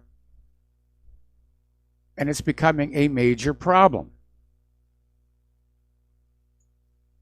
And nobody knows what to do about it. One good example would be Uber. Apparently, their operating losses piled up to $12 billion with a B since 2014. I thought Uber was doing a bang-up job over there. Apparently not. Apparently they're losing money like crazy. North Korea could target Southeast Asia's vulnerable crypto sector. This is coming from a defense think tank, the Royal United Services Institute, and basically saying that North Korea's cyber capabilities and financial networks pose a threat to Southeast Asia's growing but still vulnerable cryptocurrency sector. Now, North Korea has been heavily sanctioned for years by the United States and other countries over its nuclear and missile ambitions. The reclusive state has been accused of using cybercrime to gain financial resources needed to keep its nuclear programs going. So, big tech over there. Speaking of tax day, these tech companies that got the big, huge tax breaks, they did not spend them on hiring. They spent them on stock buybacks. So Trump's tax plan did not succeed in its stated objective of creating more employment opportunities for Americans. It just didn't happen. Okay, now let's see. Apparently over at Facebook, their investors are starting to get a little unhappy with Mark Zuckerberg. And they're looking to try and find some way to oust him as chairman and shake up the company's governance. Now, part of the problem, of course, is that Zuckerberg holds about 60% of Facebook's voting shares. So maybe they'll offer to buy him out. Maybe they'll just say, look, it's time to retire. Go and enjoy your place out there in Hawaii. But apparently they're not happy with the way he's been running the country. Okay, let's take a phone call. Joe in Tennessee, aloha. Welcome to the show. What's on your mind? Hey, Mike, this whole Notre Dame fire thing is like getting punched in the gut. I'm telling you. Yep. What a nightmare. Yep. I mean, it just hurts. And I do think it's very, like, symbolic on a higher scale of the collapse of the West and Christendom and France. It's just really sad. And I was reading that behind the altar they had the crown of thorns, or it's a relic. I mean, it goes back to a long time ago, since Constantine the Great. It might be, it probably is, but I'm just hoping they had people that were going through the cathedral and grabbing all the priceless works of art. Oh yeah, they were the cathedral staff. They were back in there grabbing the artwork off the walls and the reliquaries as well. I imagine that the only things that were lost were stuff that was painted directly on the walls. But who knows? They may have gotten that. The stonework apparently survived. They're going to rebuild the interior of the church and put a new roof on it, and everything's going to be fine. Well, I don't know about that. I mean, the other thing is I just can't believe that for such an important place, they don't have a better, like, fire suppression system or something. I mean, to watch it going up, I was reading that the part of the problem was the old lead roof. They wouldn't let rain, the water come in on it. And all the dried, and it's got wood underneath, so once it got going. But yeah, it's just, you figure with such a flaw, well, not really a flaw, but a building technique, that they would have like some kind of a fire system in there, halon or CO2 or dry chem, something like that, for something so important. It's another example of, like, what's going on here. I mean, I work on ships. I just got off a drill ship, and we have fire systems. We have mist systems, so it cools it just turns water into mist, and it just absorbs the heat. Yes. We have CO2 and dry chemical. And, I just can't believe that such a priceless place was just, subject to, either a terrorist act or, a problem with the construction. And, it's either way, there's no excuse for this. I'm sorry. There's just none. And I mean, we get inspected. We have Coast Guard, ABS. Maybe we need, like, a cathedral inspection fire system experts to go and fine them if they don't, protect their buildings. I mean, it's just hard to believe, to tell you the truth. I mean, wasn't there a museum that went on fire, like, sometime the last year also somewhere, and they burned a whole bunch of priceless works of art? And once again, I just don't understand it. Yeah. I'm trying to remember the name of the museum. Yeah, wasn't it in Argentina, or was it somewhere like that? I forgot where. Yeah, it was. I think it was. It was in South America, and the museum burned down, and they lost a lot of stuff. And you're right. They should have a fire suppression systems, but very often these museums don't have that kind of a budget. Now, I know the Catholics have got a lot of money, and they're already saying that, yes, in hindsight, we should have had a fire suppression system. Anyway, Joe, stay on the line. Got to go to a commercial break. We'll be right back. Aloha, America. Welcome back to our show here. We're still talking with Joe in Tennessee. And Joe, I was doing some research during the commercial break here. And apparently our national cathedral does have a sprinkler system, covers about 80% of the interior. And they're just starting a new program to get sprinklers into the rest of it. So apparently many of these cathedrals are being modernized. The key issue thinking about the Notre Dame fire is that even if there had been a sprinkler system inside the cathedral, it wouldn't have really done much good because the fire actually began up on the roof. That's what they say. It's they have this United Nations World Heritage Site group, and I'm sure Notre Dame was part of that. And maybe what they have to do is have an inspection part of that. Like if they're World Heritage Site, maybe they should be inspected to protect these sites, because some people might be, in control of a World Heritage Site that aren't taking, precautions. And it really, like I said, this is the Catholic Church, the government of France. There's a lot of, to me, there's a lot of, like, I just can't believe it, because, I had a toaster fire in my house like a couple weeks ago because they put taco shells in a toaster oven. I didn't know you're not supposed to do that, but we had a fire extinguisher. We put it out, So, and that's not a World Heritage Site. They're not holy relics and works of art worth millions and millions of dollars. It's just, I just find it hard to believe. I just wanted to say I was in Notre Dame in Le Havre like 36 years ago, and there was a wall was kind of, all kind of shattered. And I asked the guy, I said, what happened to this wall? He said, well, it happened in World War II. And I said, the Germans, they did that? How horrible. And the guy says, no, it was the Americans that did that. So you got to watch it, Yeah. Cathedral here in Le Havre. Okay. Anything else? Well, I wanted to say about Candace Owens and the white nationalist hearings. It just another example of the Democrats and their hearings backfiring on them.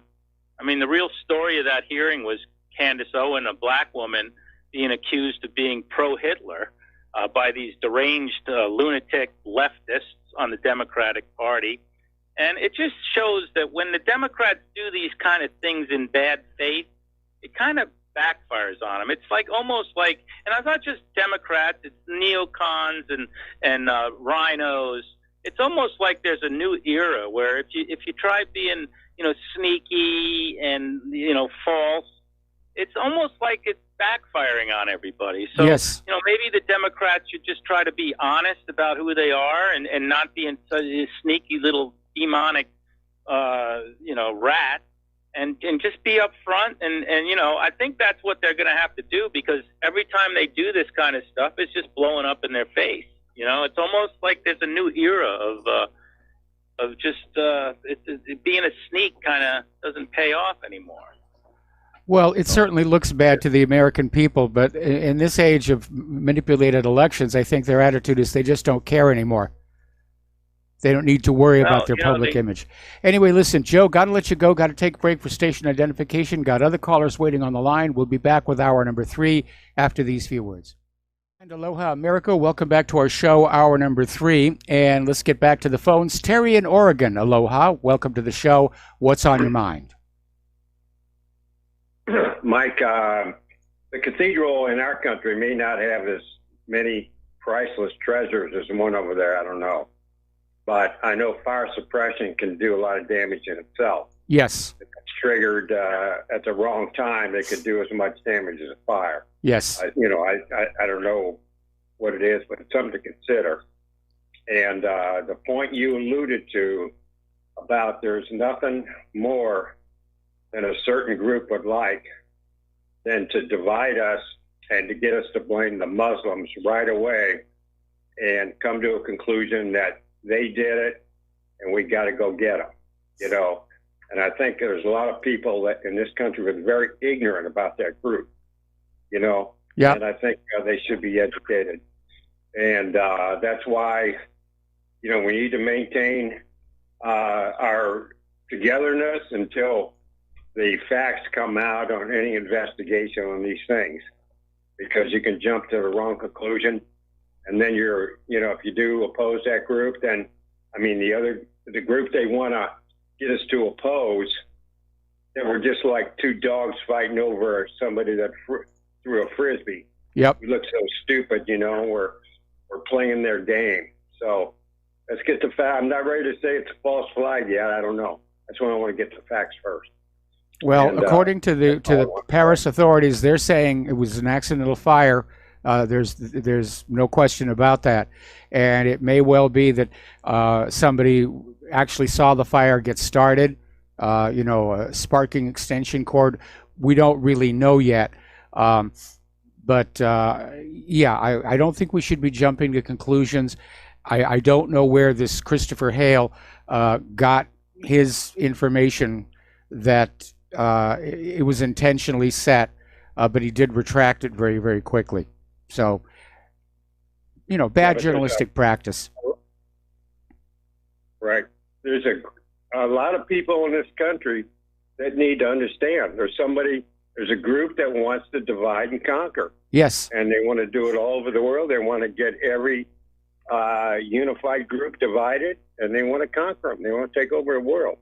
And people just don't understand that. I mean, they haven't even thought about it. So that's why we need to educate them. Yes, absolutely. Okay, well, Joe, we're going to let you go. Thank you very much for the phone call. Let's switch over. I'm sorry. That was Terry in Oregon we were talking to? Yeah. Okay. Let's switch to Peter in Los Angeles then. Aloha, Peter. Welcome to the show. What's on your mind? Yeah, hi, Mike. I agree completely with Terry. Just what you said about the Freedom of Information Act on the 5 dancing Israelis. It hasn't been released. By the way, if this were arson, if this were something like that, in such an iconic building like the Reichstag, like the Twin Towers, honestly, Mike, the question is, would they tell us? I don't think that they would. Just like they suppress like the Muslim rape numbers in Europe and crime numbers here. They even suppress, black crime numbers here. Yes.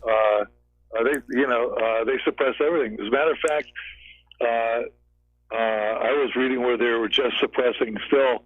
The CIA doesn't want any more torture information, which, remember, they bugged their own Senate Oversight Committee and then claimed that they lost or somehow got all the records of the torture got destroyed. Whatever, none of that stuff gets released, and it only they let us only know what they want us to know. But that's not the real reason why I called, and that is this thing with I just read where Hillary Clinton. I think I may have said it to you. Hillary Clinton is saying that anybody who wears the MAGA hat or adopts the slogan "Make America Great" is a white nationalist or yes. A white supremacist or whatever. Mike, that was framed by her campaign during the election. Yes. You remember when they were beating up everybody and the Antifa thugs were out there? The violence was coming always from them, never from the, try putting a Trump sign in your lawn or on your car and see what happens.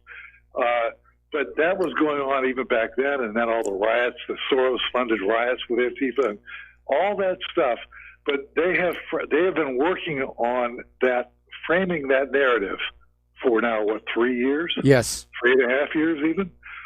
And it's ridiculous. And the gentleman from Tennessee talking about Candace Owen, wow, what a wonderful and articulate and courageous, frankly, stand-up speech she made at that ridiculous white people are all bad committee meeting. Held, by the way, my own congresswoman was involved in that, Karen Bass. But at any rate, it's a concerted effort. Has been for a long time. It's more of the divide and conquer thing. Yep. It's more of the divide. It's a more marginalization of the only people, really, who can stand in the way of the people that Terry was talking about who want to divide and conquer and rule everything. The only people that can do that are basically the 68 or 70% of the population in the United States and the Europeans, educated, people with a technological society can stand in their way. And they're being divided up, and that's why. So. Yep. Anyways, okay. That's it for me, Mike. Thank you. All right, thanks an awful lot. We're going to switch. First of all, we're going to do a shout out to our honor affiliates who are just now rejoining our network, and we're going to switch to Reese in New York. Aloha, Reese. Welcome to the show. What's on your mind? Well, good afternoon, Mike. I just want to shed a little light from somebody with a construction management background. In my professional opinion, it is inconceivable that this fire was an accident. Now, I can tell you myself, because I work side by side with professionals on any construction site where a job of this magnitude, particularly when it's in an area so sensitive as a museum or a place where antiquities are held, something that is a historic site, they would have a site safety manager on the job with regular meetings, inspecting the site, no unsafe conditions such as, let's say, a gasoline container open, on the site would ever be allowed. So nothing other than a small fire could ever happen when there is site management. That's the one point I wanted to make. Here's the other major point. Here in New York City, St. Sava burnt down 3, maybe 4 years ago on Easter Sunday, exactly the same as Notre Dame just went up in an inferno, and accelerants were clearly used. They tried to, believe it or not, they tried to blame the fire on people lighting little candles. I mean, which is absurd. If you've been into a church, they're surrounded by solid granite or limestone enclosures. There's no way a fire could ever, go out of control. So those are a couple of points. Another one is this. If that fire was set, there's only 2 parties that could be behind it. One would be the Muslims, which I would say is less likely because of the possible backlash. The other is the group that wants to incite a race war, a holy war against the Muslims and the Christians, and that would be the Zionists. What did we find on 9/11? We know the buildings now. We go into, Chris Berlin's work and many others. Yes. Were wired in the weeks before, and they came down. So it's too early for me to make a specific analysis on how they did it, but I would say they may have borrowed construction uniforms and gone into the site and placed accelerants and possible timers in the building, and then had a small fire all of a sudden look like an accident, but amazingly goes into an inferno that takes down the whole cathedral.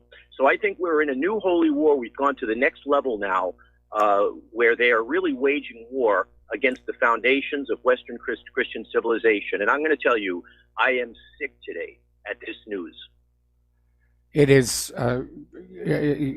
shocking for everybody who knows the history of Paris. By the way, a little bit of good news, because we're watching this story. They did rescue all the relics.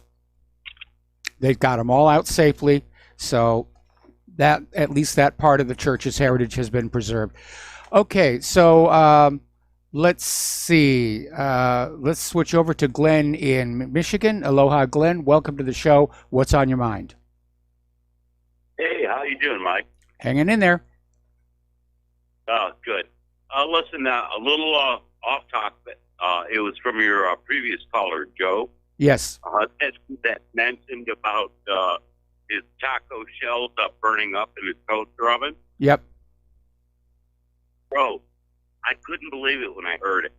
I got old El Paso taco shells, 10 in a pack. I put them in my toaster oven, and they started on fire also. That's the only reason I'm calling in. He was absolutely 100% correct.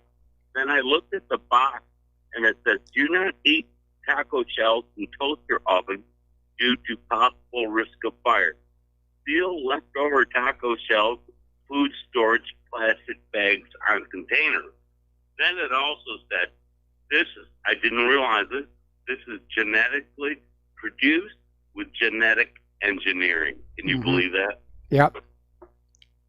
I got nothing else to say. I just wanted to let Joe know he was 100% correct. Amazing. Absolutely amazing. Okay, so a little bit of, household hint there. Never heat your taco shells in the toaster oven. Yeah, but can you believe this? So imagine everything else, Okay, Glenn, well, we're going to let you go. Thank you very much for the phone call. And the phone lines are now open if you'd like to call in. getting on back to the economic news here. People are starting to ask a very serious question. Why are Wall Street's biggest bailed out banks just allowed to continue with what amounts to an ongoing crime spree?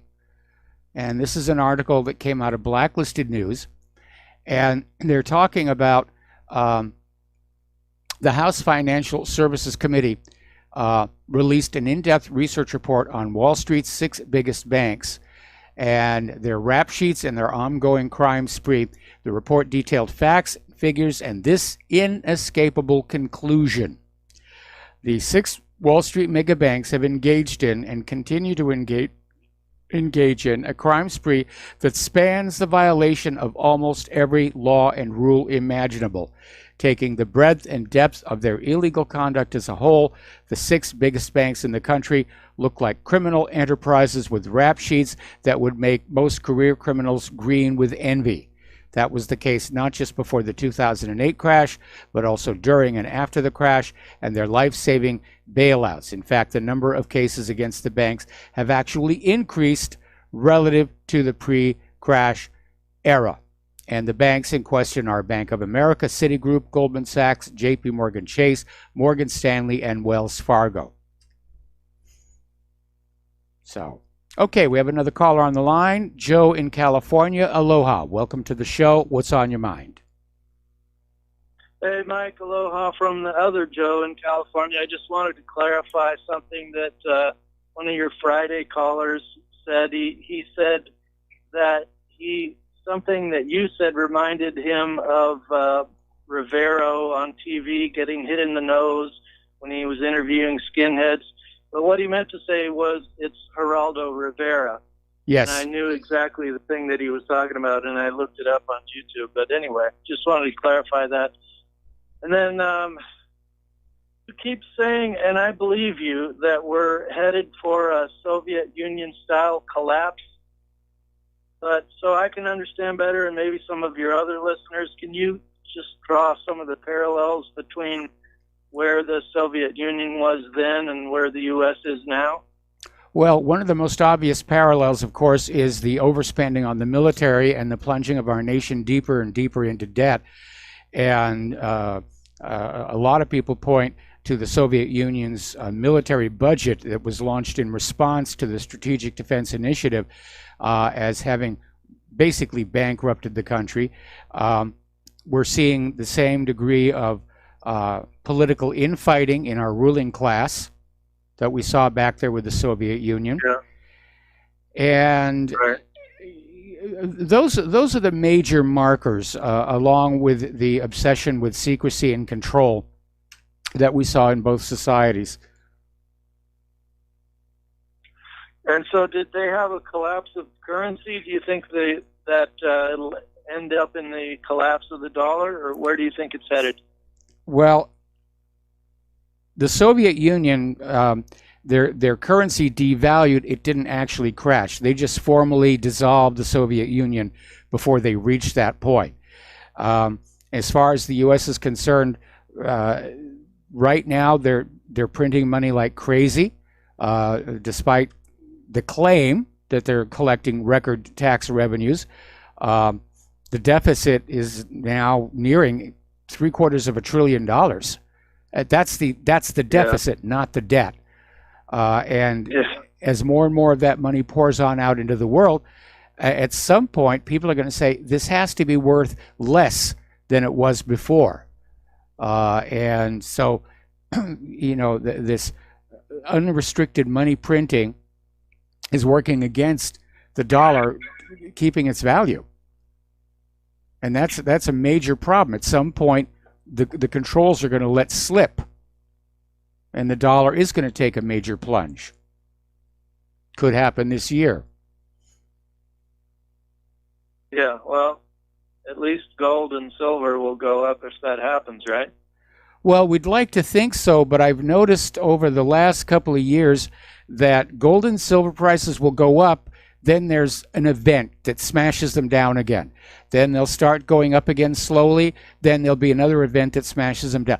Clearly, they are being blocked from seeking their real value. And the reason for that is very obvious. The bankers don't want you leaving the banks. They don't want you leaving the stock market. Gold and silver are a threat to their control.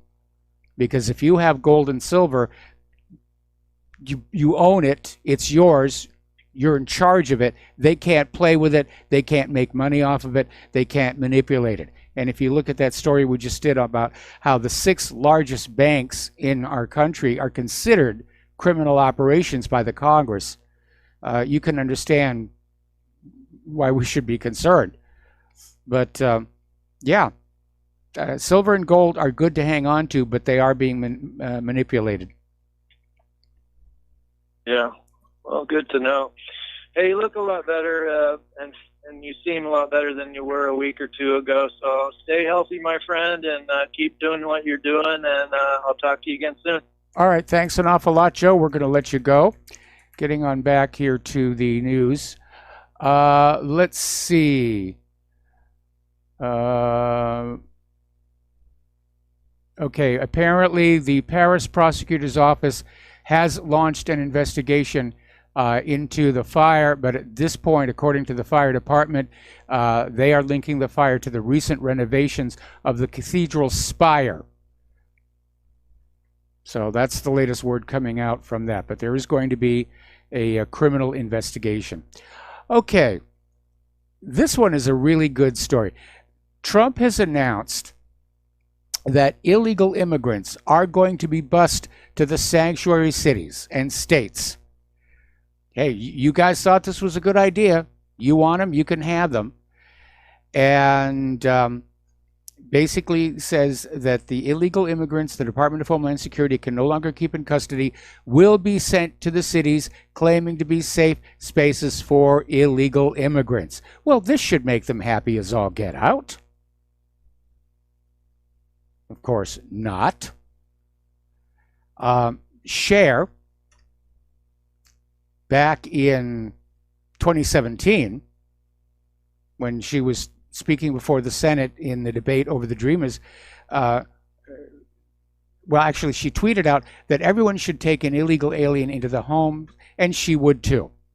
Well, now it's time to walk the talk, because now it's 2019, and Cher is singing a different tune. We'll be right back after these few words. Aloha, America. Welcome back to our show. So we're talking about Cher. And back in 2017, she was out there tweeting that everyone should take in an illegal alien into their home, and that she would too. Well, now she's going to have her opportunity, because Trump is busing the illegal immigrants out to Los Angeles. And so Cher, in typical Hollywood hypocritical fashion, has changed her mind. Now that Trump is actually threatening to send illegals to sanctuary cities, Cher is singing a very, very different tune. Sunday, she tweeted out that Los Angeles can't take care of its own residents, much less newly arrived illegals. So, got that one right. Okay, we got a caller on the line. Eric in Tennessee. Aloha. Welcome to the show. What's on your mind? Hey, Michael. Aloha to you, Michael. Aloha. Can you hear me okay? I hear you just fine. Okay, I just wanted to let you know that Unplanned is available on YouTube. I know I'd rather pay for it, but I didn't want to go to the theater, so I watched it on YouTube today, and it's well worth the watch. Okay, good. That's good to know, because I know it's not getting a wide release in the theater system, but if you can watch it on YouTube, yes, It's there. Absolutely. I understand it's a very powerful Yeah, the movie. I other- haven't seen it yet. It's very, very good. I watched it today, and I broke down crying a couple of times. It's amazing. The other point I wanted to bring up was Bitcoin. You said they passed a law in Hawaii making Bitcoin illegal? Cryptocurrencies are illegal here in Hawaii. All cryptos are illegal in Hawaii? Yeah, I forget the exact wording on the law, but it just sort of came and went in the legislature, and there were concern. I guess the concern was the difficulty in tracking it and taxing it. Well, that's exactly the purpose for it. It's unregulated, and nobody can really regulate it. That's the beauty of it. I guess the regulators didn't like that. Well, they obviously don't. That's the bankers, you know, don't want it coming out. But yet, I just heard today that a huge insurance company in France legalized Bitcoin for investment purposes. So I think it was to a $21 billion insurance company that just legalized Bitcoin. So what's that tell you? Yeah. It's here to stay. It's definitely here to stay. Cryptocurrencies are here to stay. You have a fellow patriot on the island over there, Dick Elgar. Oh, yes. Who is into the cryptos. And I wish you would contact him and learn a little bit more about Bitcoin, because he's going ahead with it. He's buying it wherever he can. His last thing he bought was in South America, I think. But you can buy Bitcoin anywhere on the planet, and you can use it anywhere on the planet. So how can they control it? Well, it's an uncontrollable asset. I'll give Dick a call. I've known Dick for a lot of years, going all the way back to when I met him, I think, while I was working on Lost. And he was on CNN, I think, at the time, wasn't he? He was on one of our local affiliates. I think it was KGMB. And then he suffered an injury, and he's sort of semi-retired now. Yeah. Well, now he's into the crypto world, and he lives in Hawaii, right? Probably down the road from you. Well, I'll have to drop him an email and say, you know, what's the deal on that law? Was it repealed? I don't know. I don't think he cared what the law was. He said, I'm just going to buy cryptos. I don't care if they tell me I can or can't. All right. How are they going to know if you have cryptos? You know, and so I would recommend to you that, you know, put Bitcoin back up on your website and accept it as payment. And I'll definitely donate some, and I have in the past, just because it's the anti-bankers' money. The bankers can't control it. Okay, well, thank you very much. I'll definitely connect with Dick over this issue. Okay, Eric, thanks an awful lot for the phone call. And we're going to switch. Mike, take care. All right, we're going to switch over to Tom in Florida. Tom, I may have to take you through the commercial break. What's on your mind? Hey, Michael. Yeah, good day. Yeah, I want to talk a little bit about Cher and about the illegal immigration in L.A. and how all of a sudden she's kind of agreeing with Trump that she don't want these illegals pouring into Los Angeles. And that's one thing I really want to talk to you about. But, Michael, one thing I do want to talk about also, I totally agree with you. You kind of corrected me on something. I do not think the United States should ever go invade Venezuela. Let them all stew in their own stew. Okay? Let them. I told Rick Scott's office, hey, you're worried about invading Venezuela. Our border's being breached. We're being invaded in our own country. So, Senator Scott, you got wrong priorities here. So, yeah, I have to agree with you on that, Michael. I don't care what. Venezuela should never be invaded. Yep. Get it. Look at Cuba. For 60 years we allowed Cuba to end up like it is. Well, that's what the kind of government those people want. Let them have it. Let them deal with it themselves. Yeah. We are definitely being invaded, Michael, in our country. Our country's being invaded. Like Absolutely. I live in South Absolutely. Florida.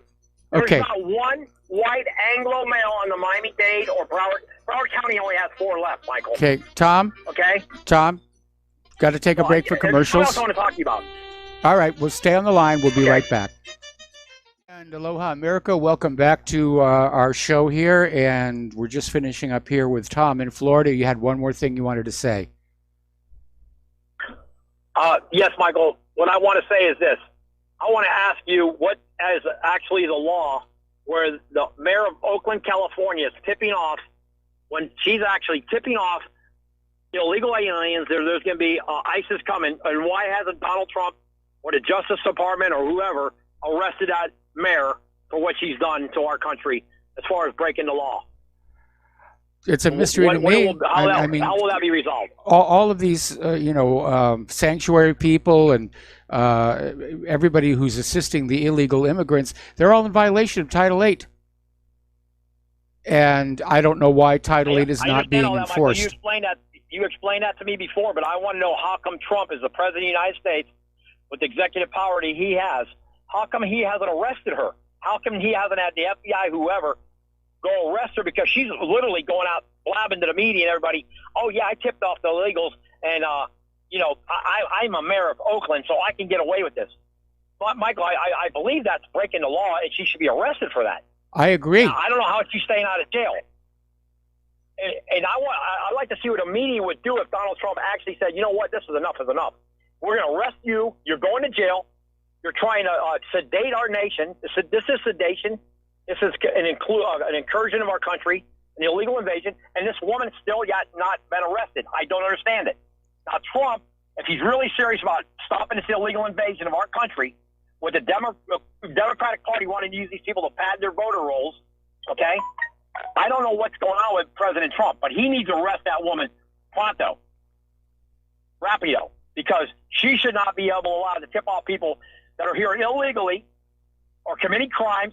Michael, one more thing I got to say about that. If one American gets murdered, I don't care if 1 million illegals come to this country. If one American gets murdered by one of them, that's one too many. We will live with too many people in this country. It's a mess. It's an absolute mess. That's too many. And Trump's response to it has been, lukewarm. He's not, he's backing down. First it was going to be the wall, then he was going to close the border. Now he's backing off and say we'll give Mexico a year. I mean, Trump's a disappointment. I can't put it any more plainly than that. He's just a complete disappointment. You're absolutely correct, Michael. But what I'm saying is the Republicans are shooting themselves in the foot. You're bringing in millions of people to vote Democrat. They're not going to surely vote for Republican. So why would the Republican Party allow this incursion into sedation? Why? Because of the media? Well, Israel is not going to allow 10 million Palestinians to sneak into Israel, Michael. Yep. They won't even let 1 million sneak in there. Now, Israel and Schumer and all these Zog who are running our government, they sure won't care about our border here, but they sure do care over there. Dickie Durbin, Little Durbin, and Schmucky Schumer. They don't want Israel to get 2 million. Look, they want even 200,000 Palestinians to go in there. But they want our country to be invaded. I don't understand what this modus operandi is here. I do know that the mayor of Oakland, California should be arrested, and until Trump shows me that he's going to arrest her, I don't believe anything. I really don't. I think it's all farce. I agree. And you know what, Michael? Like I think I told you last week, and you can check this out on your own. There's only 1.7 million, 1.7 million Americans or illegals, whoever you want to call them, that are in agriculture in this country. Yeah. Actually, due to the Midwest, and I always thought it was like in the 10 or 20 million. No, I almost flipped out when I said, "Wow, it's only 1.7 million total," and our government that actually, working the farms and bringing the produce to the market. And that number is going down because of the increasing use of automation. That's correct. Absolutely. I believe they say it's going to go down to 1.2 million in about 10 years. So I can't remember the number, but I saw that like a month ago. I can't remember. It was something like that. But it was amazing to me is that what are the rest of these illegals doing here, Michael? What actually are they doing? Collecting welfare. Their job title? I mean, what? Who's paying? Look at California, Michael. Sean Hannity talked about this on Fox News.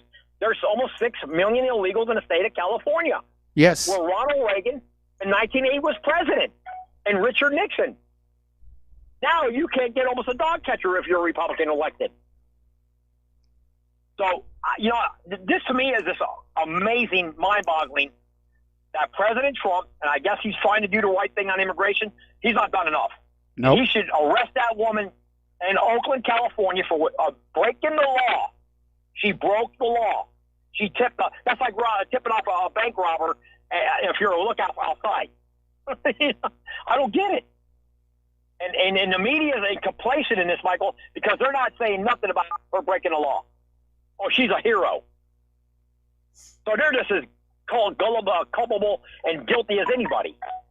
So, this is just mind-blowing what's going on with this illegal invasion of the country. And I can tell you, Michael, once Texas and Florida are blue, it's over. Yes. You'll have Bernie Sanders for the next 100 years. And that's just the way the truth is. And Until I told you, Michael, there's not one white male on the Miami-Dade Commission. Broward County's right there. Palm Beach is going to be like that in the next 10 years. They didn't come to compliment. They came to take over the place. I hate to tell you. And Michael, and another thing is, they're not speaking English, a lot of these people. And I'm not just talking one group of people. I'm talking, you got Muslims. All these people are coming here. They want to keep their own enclaves of their own language. Yep. It's not like the Italians, the Poles, the Swedes, the Danes. When they came here, well, you wouldn't know. It was like with the Statue of Liberty through Ellis Island. They integrated. They had asylum and become American. Exactly. They became Americans, proud Americans who, like Teddy Roosevelt said, you only can have a nation if you only have one common language. That's in Teddy Roosevelt's papers that I read.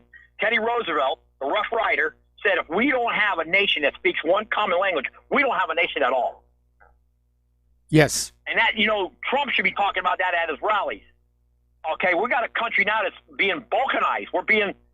It's like, what was the Balkan Wars? Croatia and all that. That's what's happening here. We don't have a country that's saying, okay, we're embracing English as the official language. No, it's not happening. Matter of fact, you got like 10 radio stations down here compared to 2 in English. Yep. And the TV stations are the same thing all over L.A. Who's allowed that, Michael? Who's allowed that?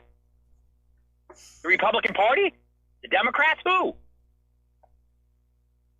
That's like in Israel. Do you think the Israeli government will allow 50 different dialects of Arabic to go into Israel, start speaking all their languages, and kick Hebrew out, or what do they use? Yiddish, whatever language they got over there? They're not going to allow that. Absolutely not. So, like I said, Michael, I thank you for taking the time to listen to me out. I know I've been a little bit too much at times. I get very emotional about because when I look about that, what that mayor did in Oakland, that really blows me away. How she got away with this. If Apparently. that would have been the opposite and the Democrats were real, it's just so unbelievable. Michael, like you say, these Republicans like Rick Scott, we got to go invade Venezuela. We got to use.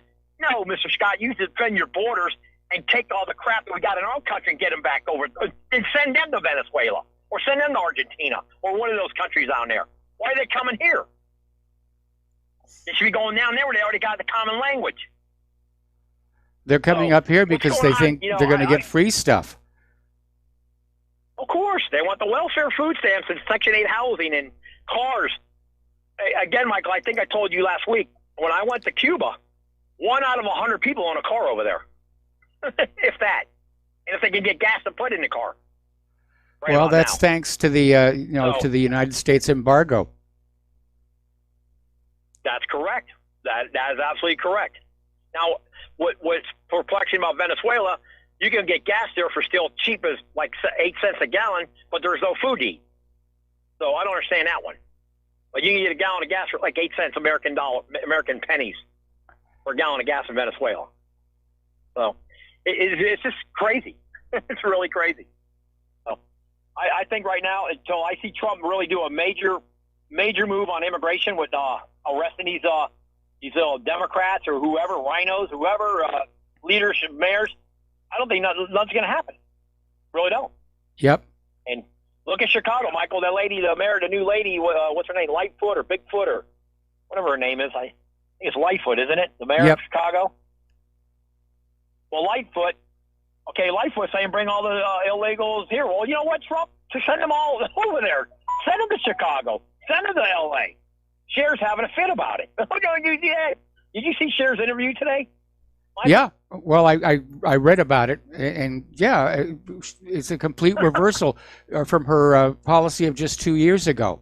Everyone should take an illegal immigrant into their home. I'll take one into mine. Never happened. These people have all become NIMBYs. Not in my backyard. Well, Michael, I don't know if you know this. You know how much Nancy Pelosi's worth? I forget off the top of my head, but it's a lot. She's worth $45 million. Okay. And her husband, I think, is worth she's worth $45 million with assets and all that. They had a thing on her. I was on this website I was looking at, and the husband's even worth. He's worth multiple hundred. He's worth over $100 million. The husband. Yes. Pelosi's husband. So you know what? Why don't they take all those illegals and ship them right up there in San Francisco in her neighborhood? Well, it's kind of interesting. Food they want for 10 years. James Woods tweeted on out that Donald Trump just got Pelosi to admit she doesn't want migrants in her sanctuary city. It was like, we've got to have these sanctuary cities, elsewhere. We want the illegal immigrants to come on in here and vote Democratic, just not in my neighborhood. And it's incredible. Yep. Maxine Waters is another one, Michael. Yep. This is crazy. But like I said, until I see Trump, well, hopefully next week or so, he'll do some of that mayor in Oakland. I hear maybe a little rumor. Something could happen with that because she did break the law. Until that law is enforced, that he's the executive, the president of the United States, and he says, go arrest her because she broke the law on immigration, nothing's going to get done. And this senator we got down here, I voted for Scott. I wish I kind of did now because I think he's being a nitwit saying, oh, we got to go invade Venezuela. No, we don't need to invade Venezuela. We need to defend our borders with the military, Mr. Scott. Yes. Absolutely. We don't need to go to Venezuela and take care of that. Let them. They voted for that guy Maduro. Let them keep him. Let them take them out of themselves. However they're going to do it. Yeah, I mean, it was their choice. Maduro's the legitimately elected president of the country, and what can I tell you? Anyway, listen, Tom. You're right. Yeah, I got to let you go. We're running out. We're running out of time here. Thank you, Michael. All right, thank you. Apparently, getting on back to Notre Dame, the reason the fire was as large as it was, apparently there was an internal wooden framework that amounted to something like 52 acres of wood. It was known as the forest, and there was concern because of its age and how dry it was that it could be a potential fire hazard, as well it proved to be. But apparently the entire frame of the cathedral is made from this timber. 1,300 trees were used for the construction of its beams, and that's why it burned as hot and intense as it did. Okay, let's go to James in Sacramento. Aloha, James. Welcome to the show. What's on your mind? Yeah, Michael, I just was catching up on your program, and I was that guy who was talking about the immigration stuff. And, one of the things, you've talked about Operation Wetback before. Yes. And one of the things a lot of people don't realize is that Operation Wetback, at least as far as I know from my stepdad that was very, very good on history, he was, talking about how when they interned all of the Japanese, and then they also, with the war going on, there was a lot of the Americans that used to pick fruit and to work the fields. And so there was nobody there to pick the fruit and work the fields. And so they allowed the Mexicans to come up as migrant farm workers. And this is something a lot of people don't talk about. And that's where it started with, they started the migrant farm worker thing because all of our groups, men and women and everything, they were off doing the war thing. Yep. And then all the Japanese, and you got to remember the Japanese used to own a lot of the farms in California. I don't know about the other areas, but I know California used to be owned by quite a few Japanese Americans. And so once the migrant farm workers started coming up, and then the war got over, and then they were trying to kick them out, but they had already established themselves as the migrant farm workers. So it's a complicated thing. It's not really that easy to understand, but it's something that people really need to understand is that it started because of the damn war. I understand that, but the war is over and done with. Farm harvesting is now done mostly by machine, and the people who are behind this open borders idea, whether they're the globalists or they just want democratic voters, it's bad for our country. And you're starting to see where people who were out there pushing for the open borders agenda, like Cher, now that they're having to deal with it themselves, they're saying, no. And Cher is absolutely right. Los Angeles cannot take care of its current citizenry, let alone bringing in more illegal immigrants. Exactly, but where do you think, what's his name? Well, what was that Mexican farm worker that made a name for himself? I can't remember his name right now. Cesar Chavez. Cesar Chavez, that's it, yeah. You know, I mean, how do you think he got so popular? You know, and it was because we had this huge migrant farm worker that was allowed to be in America because of the war. See, that's something that a lot of people don't realize, is that we didn't have anybody to pick the fruits and the vegetables in the farm and the you know, out in the fields, you know. So we wanted the Mexicans to come up and do that. Yeah, you already said that. Anyway, listen, we're going to have to let you go now. We got to take. I'm trying to make a statement that people don't remember that's where it all started. Okay, well, James, we're going to have to let you go. We got to take a break for commercials. We're going to be back with the last segment of our program. Well, thank you. After these few words. And aloha, America. Welcome back to our show here. And apparently a listener called in to remind us all about the Zoot Suit riots as part of the history of Mexican-American immigrants. And, yeah, you can do a web search on that. But this took place in 1943 and basically was a series of clashes between U.S. servicemen, off-duty police officers against the young Latinos and other minorities. So let's get on back here. Now, the Border Patrol Union president says it's absolutely legal to drop illegals in sanctuary cities. So, National Border Patrol Council President Brandon Judd says that, yeah, the federal government can just transport illegal immigrants to the sanctuary cities. And Trump finally got himself a really good idea because he's showing up the immigration people for the hypocrites that they are.